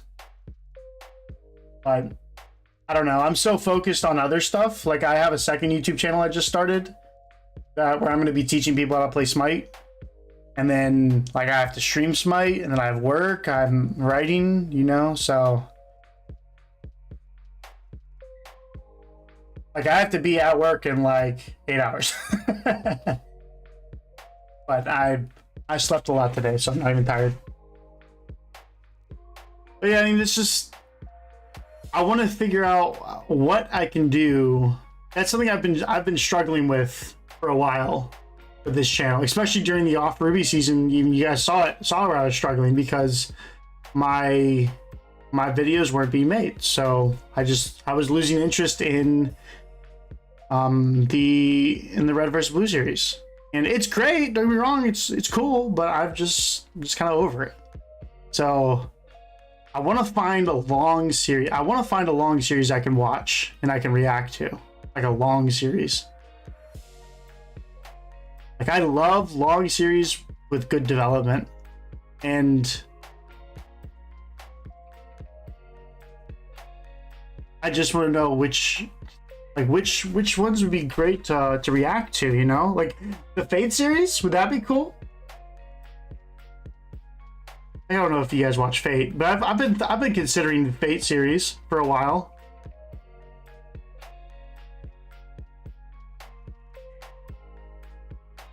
About collaboration with someone, I mean, collaborations are great if you're established, and I don't think I'm established, and I would only find someone that's just as about the same level as me, because there's no one's gonna collaborate down. They might collaborate up, but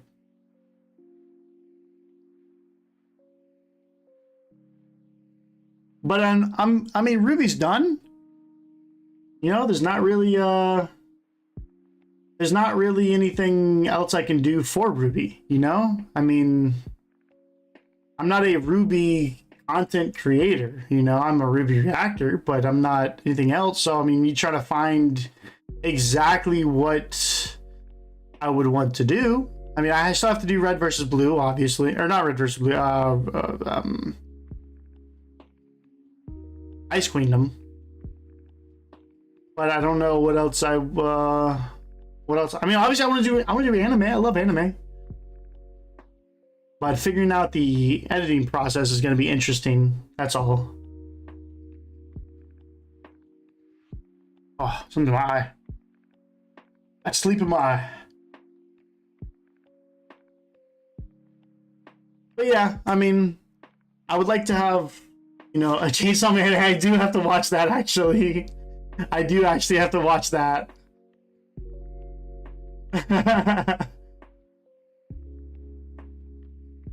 Justice League and RWBY crossover coming in 2 days. Ah, man. And yet they haven't confirmed season 10 yet. That's... After the character videos, I lost interest when I got to Yang. I made her thumbnail and just look, I made this thumbnail for Yang so long ago. Where is it? Lake. Here it is. Here it is. I made this. As soon as I did this, I was just like, I don't want to make a video on her because I don't like her. Oh my gosh. It's already out on torrents? I don't even know what that is. Like, I just, like, Yang is my least liked character in the entire show. I got the Yang and I was just like, oh my gosh, I just don't want to make a video on her.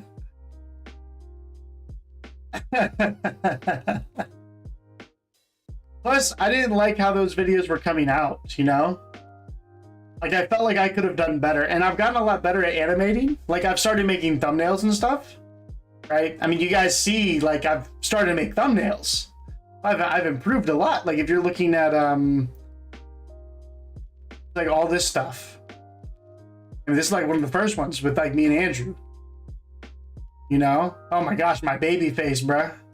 My baby face. And now I got this big old beard. But yeah, look at that. That's a cool little, I like that. Yeah, I'm getting better. I need a better camera, though. My camera's kind of ass. Showed in some event. But then I, after like the first 2 episodes, I really switched my, my thumbnail style. I feel like this thumbnail style was better.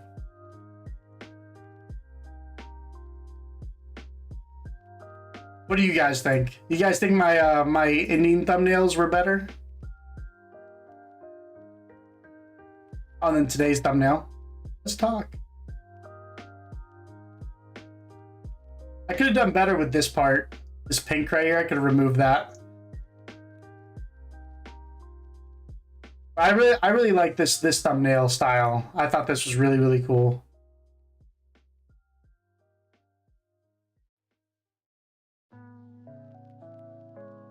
Raven looks funny. Yeah, when I got that smile, I was like, yes! I saw the smile, I was like, yes! She smiled. I was like, that has to be, that's the only scene I could use.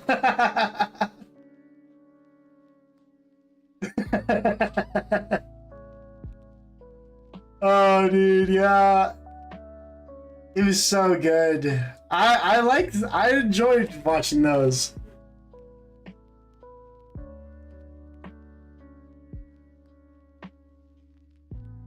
Her smiling, bruh. Seeing it this way, it should be the other way. She should be grinning like this, and she should be all serious. But I just think this is so funny.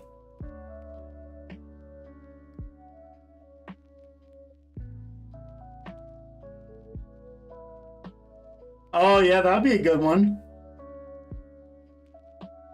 Oh wait, what up, Jonathan? What up, Kelly? How are y'all? Yeah, but I really like this thumbnail style I started doing. It's simple, it's easy to make. I feel like it hits the point exactly how it should be. Oh, that's a good point about Pietro though.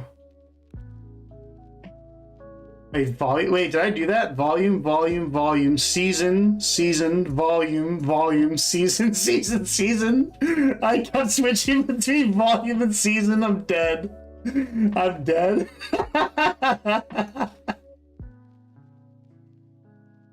I feel like she doesn't know. I feel like it was just off screen.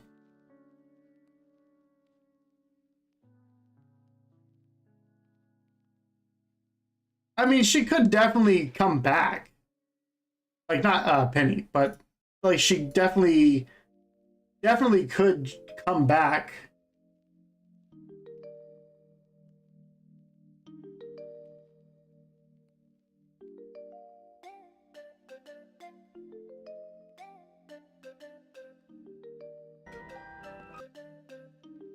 I definitely feel like it could come back. I just don't know if it needs to. Unless they want to do a little bit more development, but I don't know.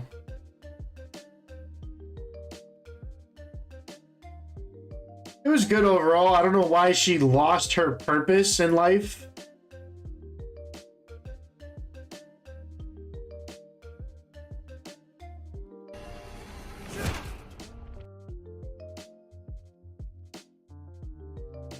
I mean, she did in a sense, but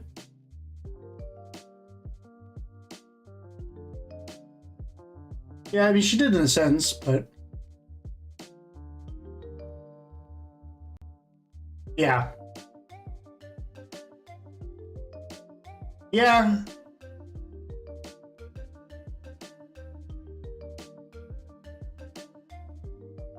I'm just disappointed with this season, that's all.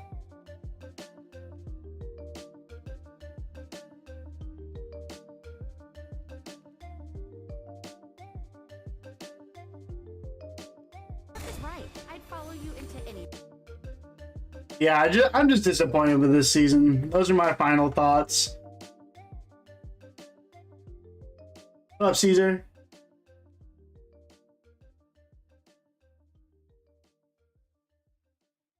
Yeah, I could see that. That's a little side thought I was thinking for a long time.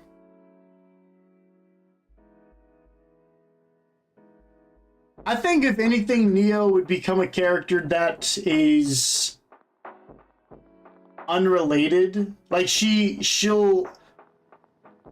stay that she'll just kind of fade away.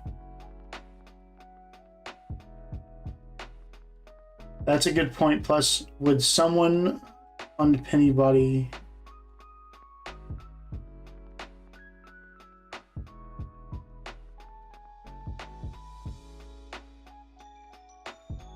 Well, in that case,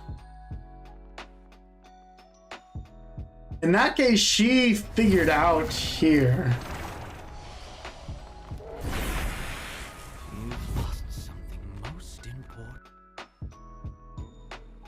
By someone who meant.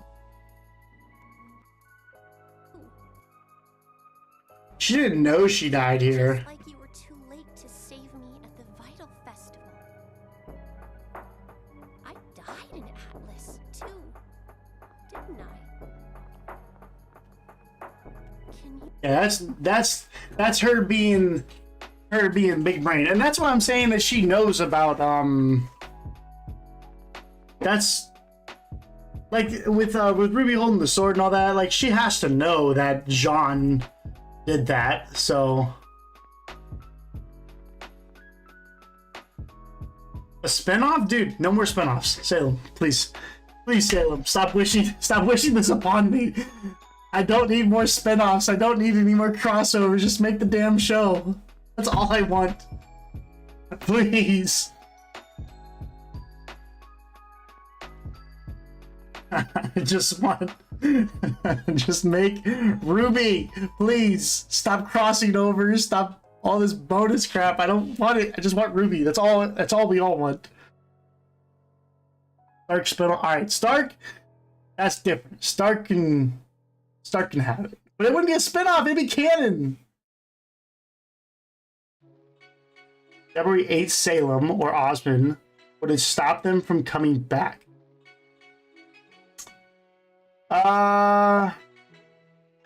Interesting point. That's actually an interesting point, Kelly.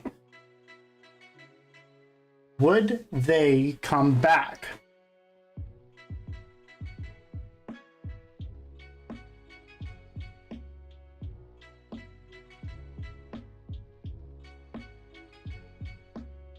You know, I don't know.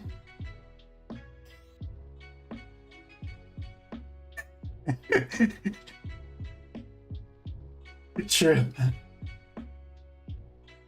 I sure hope not, bro.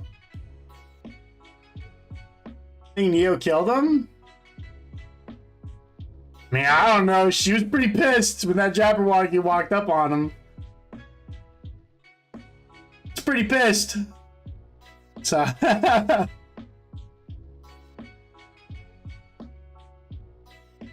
Well, I could see him being... I mean, that's an interesting thing to think about.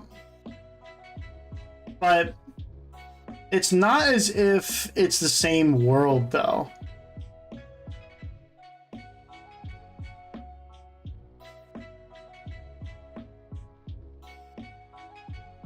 Yeah, I just don't know how much it matters, that's all. That's all I think. Like, I just don't know how much it matters. That's a great point, but we're out of the ever after, finally. Spent a whole season doing nothing. I'm just disappointed, man. Like it could have been so much better. Could have been so much better, man. We didn't need the ever after. Didn't need it. I get it was a cool concept, but we didn't need any of it. It was all just extra stuff. Like we didn't need the mice. We didn't need the Jabberwocky. We didn't need the prince. That was interesting, but we didn't need him. Origin, yeah, we didn't even need the origin. I think it's dumb to make a hierarchy of gods. You know, to be like, okay, the tree now created the gods, and it's like, what? What? It's like, what if RWBY was like, I'm not enough, I'm gonna become a god?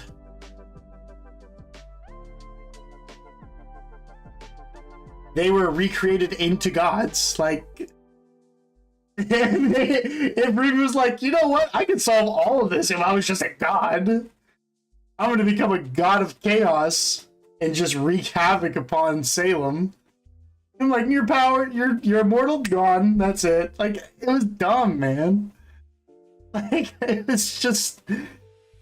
Like, they could have just saved so much time, man. Like, we didn't need any of this. The final volume, like I said, there's only the final episode. There's only 2 minutes we needed, and now is with the whole summer backstory. That's it. It's a taste of what we're gonna get next season. That could have been the stinger last time, and they could have made the next season. We didn't even need any of this. I wouldn't call it filler. It's just, I just don't see why. Like, there's no purpose. Like, it's just like, if you were just watching this in order, right? If you're watching this in order for the first time, I could actually walk up to you and be like, hey, you can skip episodes 1 through 9 of season 9. And you'd be like, what? I'd be like, just skip 1 through 9. You don't need it. Just go watch the finale. That's all you need. You just need the finale.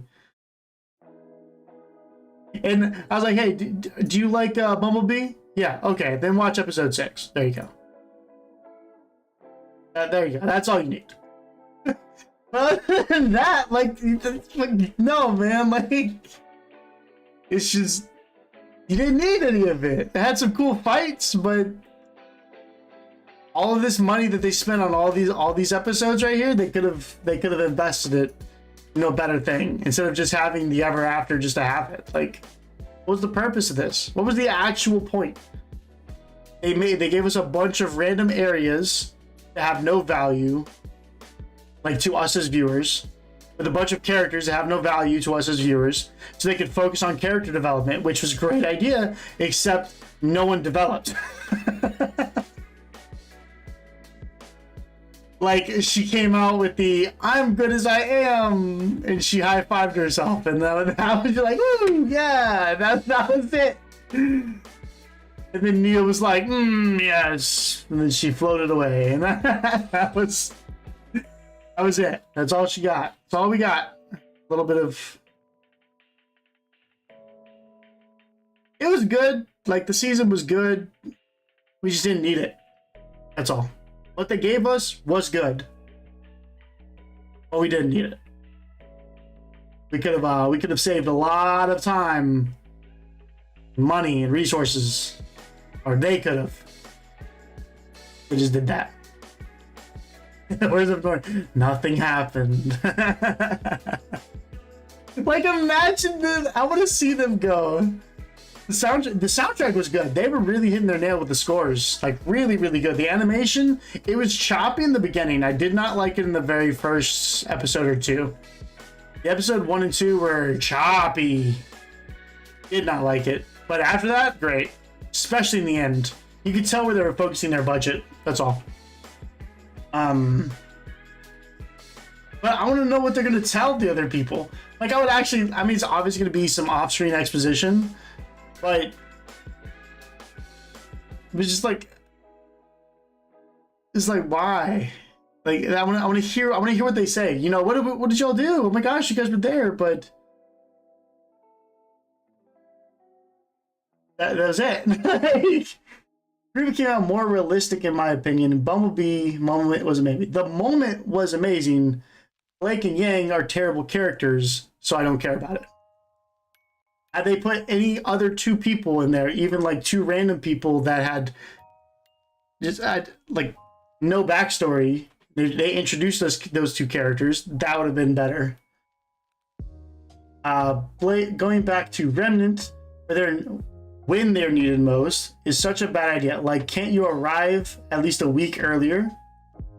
Well, they only get 1 night of sleep after Volume 8. Well, to be fair, when they needed most is the most ideal time. So they're going to show up with a little bit of, with a little bit of time. They're not going to show up like in the exact singular moment.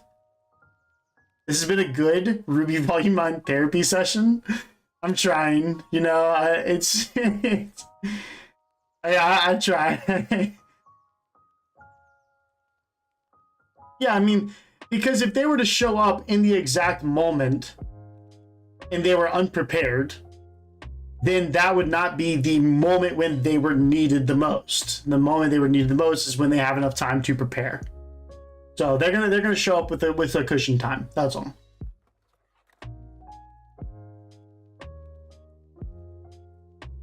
I see your point though. I'm not saying yeah.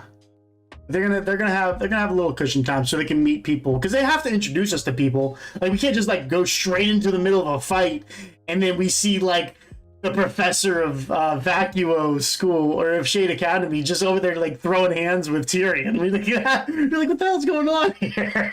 Although that would be funny. That would be funny if they did that though. Like, don't get me wrong.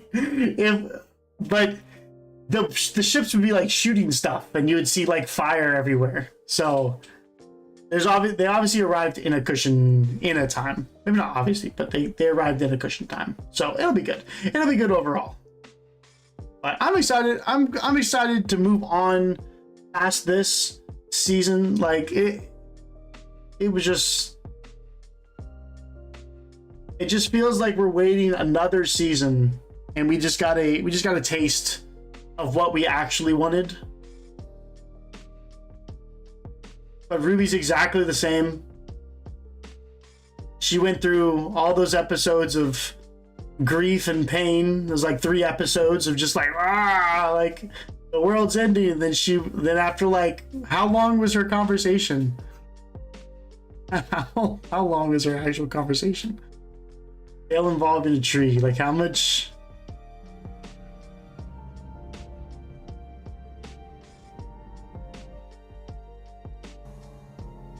Oh, here.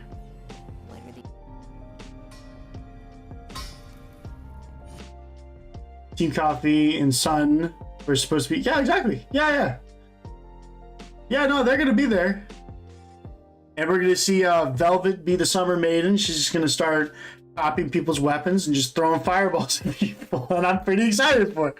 I mean, I don't know if she's a Summer Maiden, but that's about all I have to go off of. And apparently Sun's niece or something. So I don't know. But she was just like, oh, be whoever you want to be. And then Ruby was like, I'll be myself. And then that was it. Like, what? My mom's a liar. I'll be myself. What? Come on, man. Come on. It's gonna be another like 2.5 years. I'm gonna be retired by the time this show. I'm gonna be retired by the time this show ends. I mean, I don't know. Not the cancel. I don't know what they do. There's definitely interest here, but it's just like, like they didn't even give us a good stinger. They give us this crap. I don't care about this. Like, why? Why are we crossing over? Like, if you enjoy this, great. But I'm here for RWBY. I'm not here for anything else. I don't care about crossovers. I don't care about side shows. These years were because of COVID plus the 2 movies. Okay, so scratch the 2 movies. We don't need them. And COVID, they said that they had already started. They were already working on Volume 9 while they were working on Volume 8.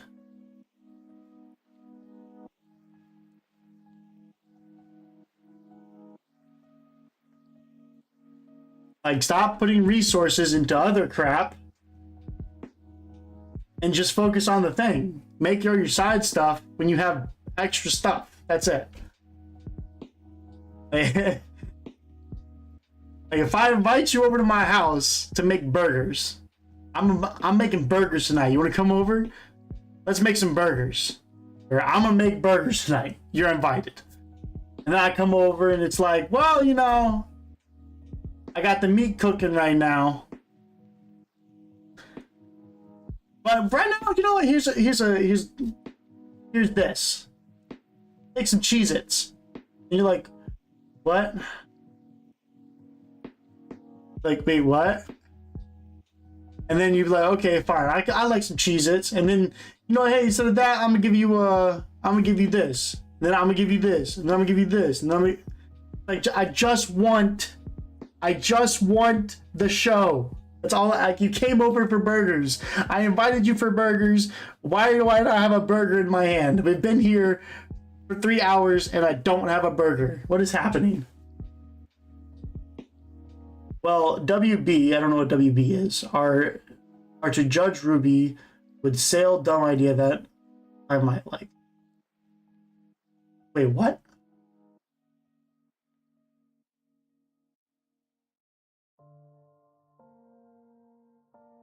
Warner Brothers are to judge.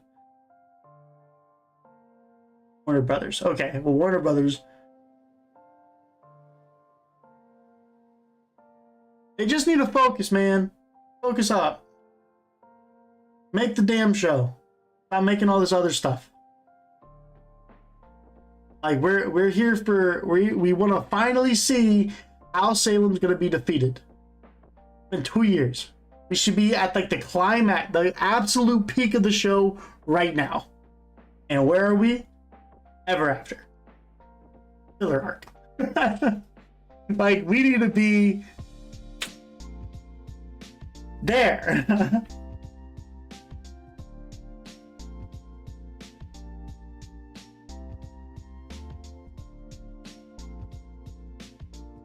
And I like I said, I think it's fine if you do these crossovers if you have your stuff together. They don't even have season 10 announced. Like, it's not even confirmed yet. Confirm season 10. Say that you're working on it. And then do the crossover crap. Like, why are we saying all this Justice League crap if I don't have season 10 announced yet? People go to the other stuff because the main stuff. You're gonna have the crossover, you know, you're gonna have the Warner Bros. Like the Justice League stuff. You're gonna have that automatically because that's huge. But people that don't watch it, like I don't watch the Warner Brothers stuff. If they rehire animators for Volume 10, I think they already finished animating. Based on what they said, I think they already finished animating, and they just have to do voice actor stuff.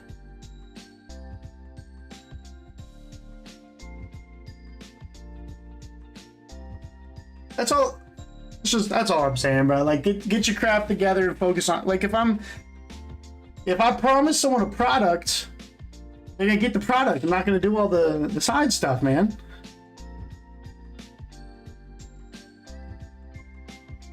Like, just doesn't make sense, man. Like, this, you're gonna lose interest. Like, you know how much decline there was? Like, I stopped watching reactions, and I run a RWBY Reactors Discord, which you guys should join. But I stopped watching reactions because the hype died for me. And I love this show. I stopped watching reactions. And like, all I did was watch reactions. I'd go through like a full playlist in like a week. That's it.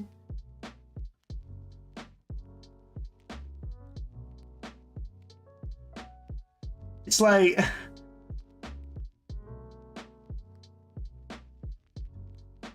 the hype is it's not there, you know?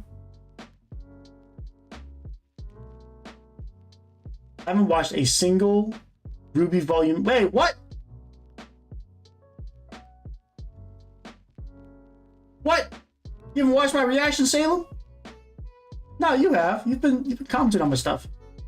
Wait, am I the only reactor you watch? Like, oh.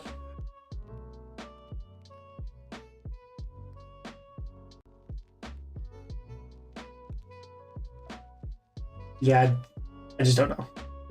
What I think is they finished all the animation. They just need to get the sound in place, and that's it for season 10. But now it's not greenlit because they're like, oh, we need to start doing stuff. Like, we need to start changing some stuff.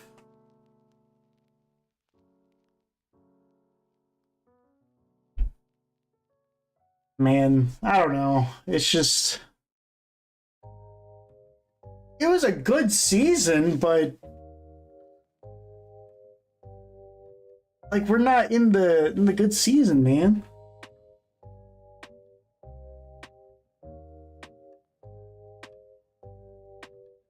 Oh no, just me? Hey, let's go. Hey, why is that? Salem, I am curious. Why? Why is that? Tell me why.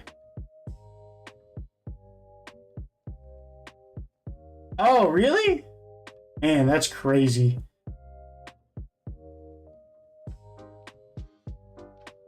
They can work on this stuff. So silly. So silly.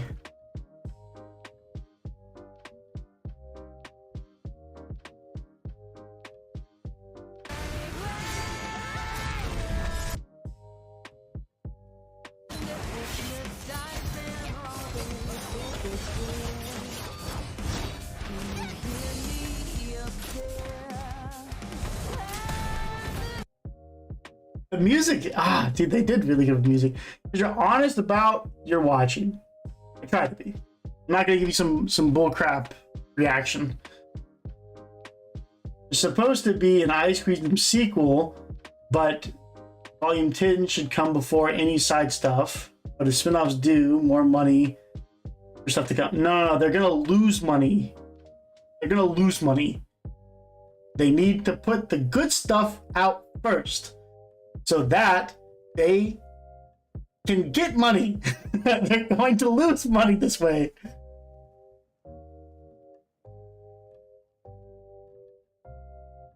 But I know what you're saying. If they do good, but like they're under Warner Bros. Like Warner Bros. Has money. They should be able to just give them a budget and be like, go.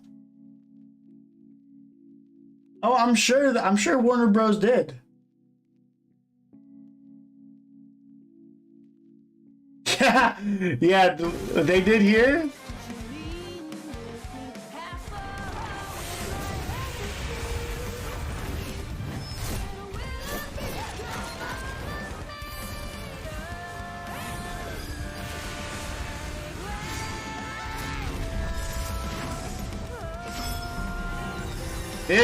This was sick. This was sick.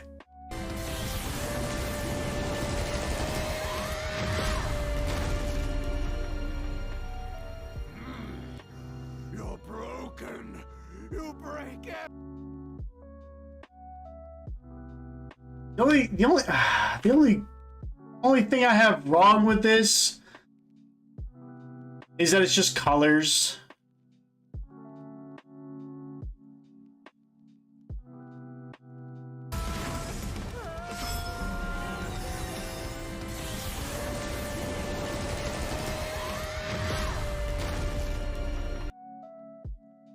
I just want to wear that anime power clothing. That's what I don't know, man. Like, it's just colors, and I'm like, why? Why are you just colors? Everything you touch, like all humans, weak, confused, incomplete. No, you're wrong. She's never been any of those things. That's why we follow her.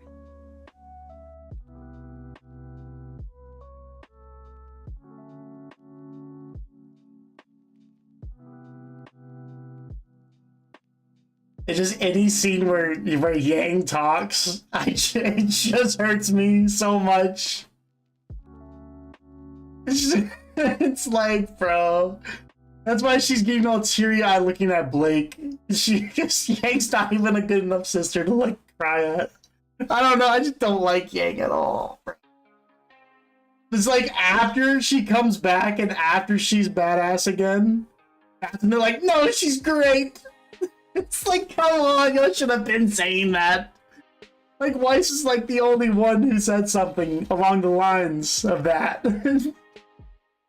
like, oh, you know, like, so much pressure, you know, like, maybe there was no time. That was Weiss saying something IQ.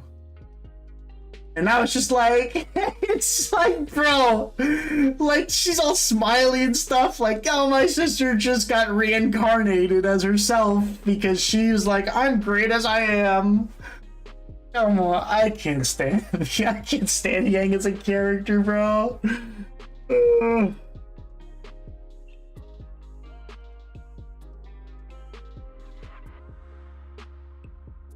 Moving at speeds the eye can't see. If you're trying to suggest that RWBY characters are on the speed of light speed scale,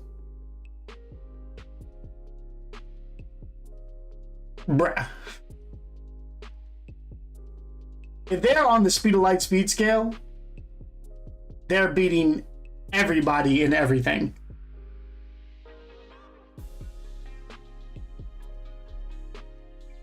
They have done nothing to prove that they are at the speed of light. I mean, that would be like suggesting that RWBY can move faster than a car. I mean, maybe. With her semblance at top speed, maybe, but speed of light? Ah, no way. No way. I think it was just, I didn't say you did. It would have to be money. It would have to be money. Like, that's the only logical thing. I mean, we could watch the colors.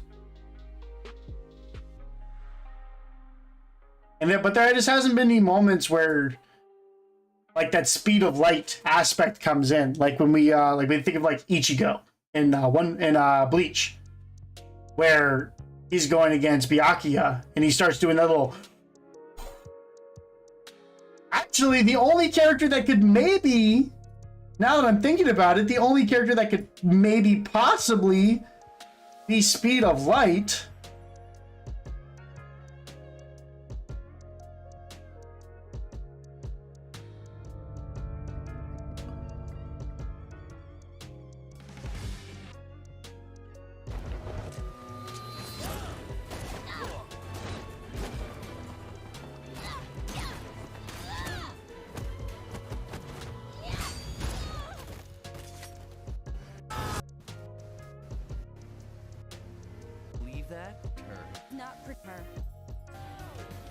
I guess it's in the next episode.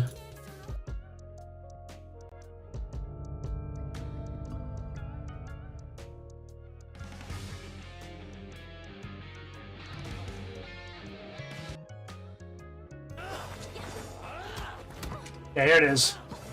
The only character that's maybe speed of light. Maybe! On a stretch.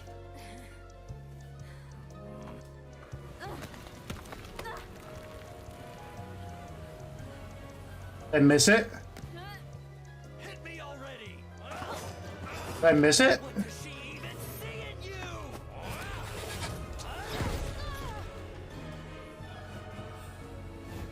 I must have.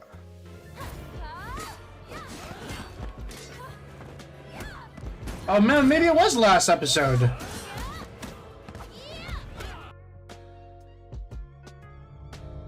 Yeah, maybe it was last episode.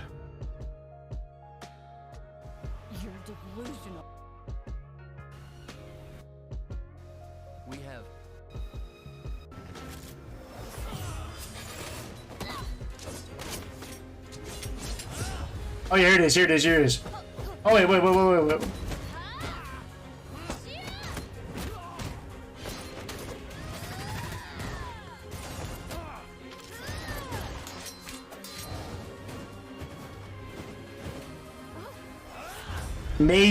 Maybe that. Full post credit music on YouTube. Wait, what? The same auto-generated as the intro. What? I don't know what you're talking about. RWBY is full of tropes. It's cliche. It's unimaginative. It's boring now. I started watching RWBY when I was 17. I'm 24 now. This series hasn't evolved enough for me. 17 to 24, man. That is a long time watching.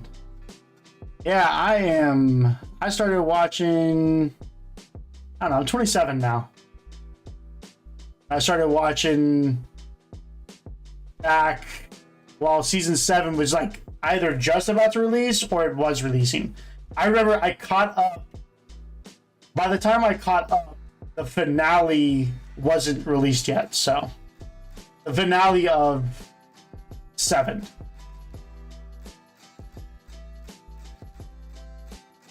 Yeah, it's been a minute, so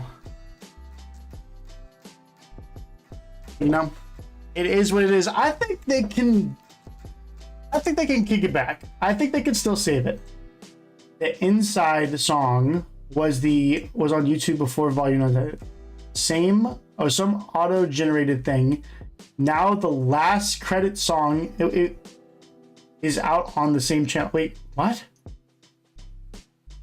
Wait, what song? The Inside song? What is the Inside song? Is that a name? The name of a song?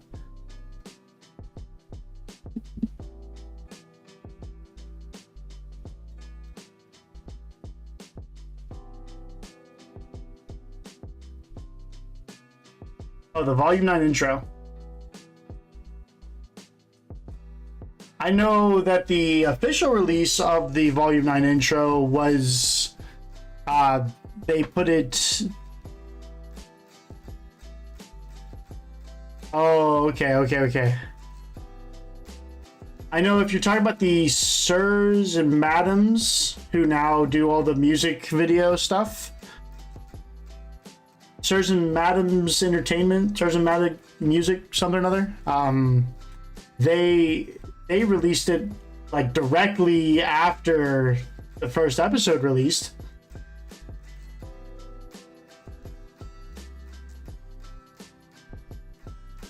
No, what are you talking about? Oh wait.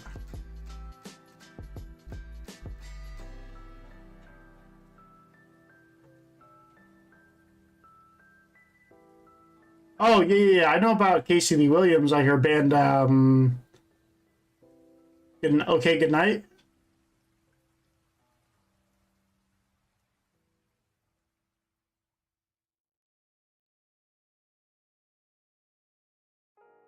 Oh, interesting. Yeah, well, I'll wait till the full playlist comes out to react to the playlist, so... I haven't listened to anything. I didn't even listen to like Friend when I know that came out, and then it took them like a year to release the playlist. So, oh, okay. I mean, that makes sense. So, but all right, guys, that's it for me. I gotta go. I enjoyed talking to you guys a lot. So, if you guys want to continue the conversations, if you want to pop in, say hi, talk more about RWBY. You'll obviously see me do my reactions, but if you want to talk to me more often, twitch.tv/DemiDog, same name. So I stream on there. I would love to talk to you. And join the RWBY Reactions Discord. You can find the link in any of my reactions. So join that, say hi. You know, there's other reactors in there that are genuine. So but yeah, I appreciate you guys coming through. All of you guys rock. All right. Hopefully I covered all of the messages over all your questions, debates, your hindrances with me. So, but I'll see you guys later. All right. Appreciate you guys being here. It's mean a lot. RWBY's been pretty awesome for me, so I enjoy reacting to it. So, hopefully by next year, my next RWBY reactions, if you don't watch any of my other stuff, I should have a better camera. So I should have you'll be able to see me in 4K or something. All right, guys. Well, I'm gonna head out. So Arto, Salem, John, Caesar, all of you guys rock. All right. Anyone else who's lurking, appreciate you, but I'm gonna head out. So good night, and I will see you guys in the next one.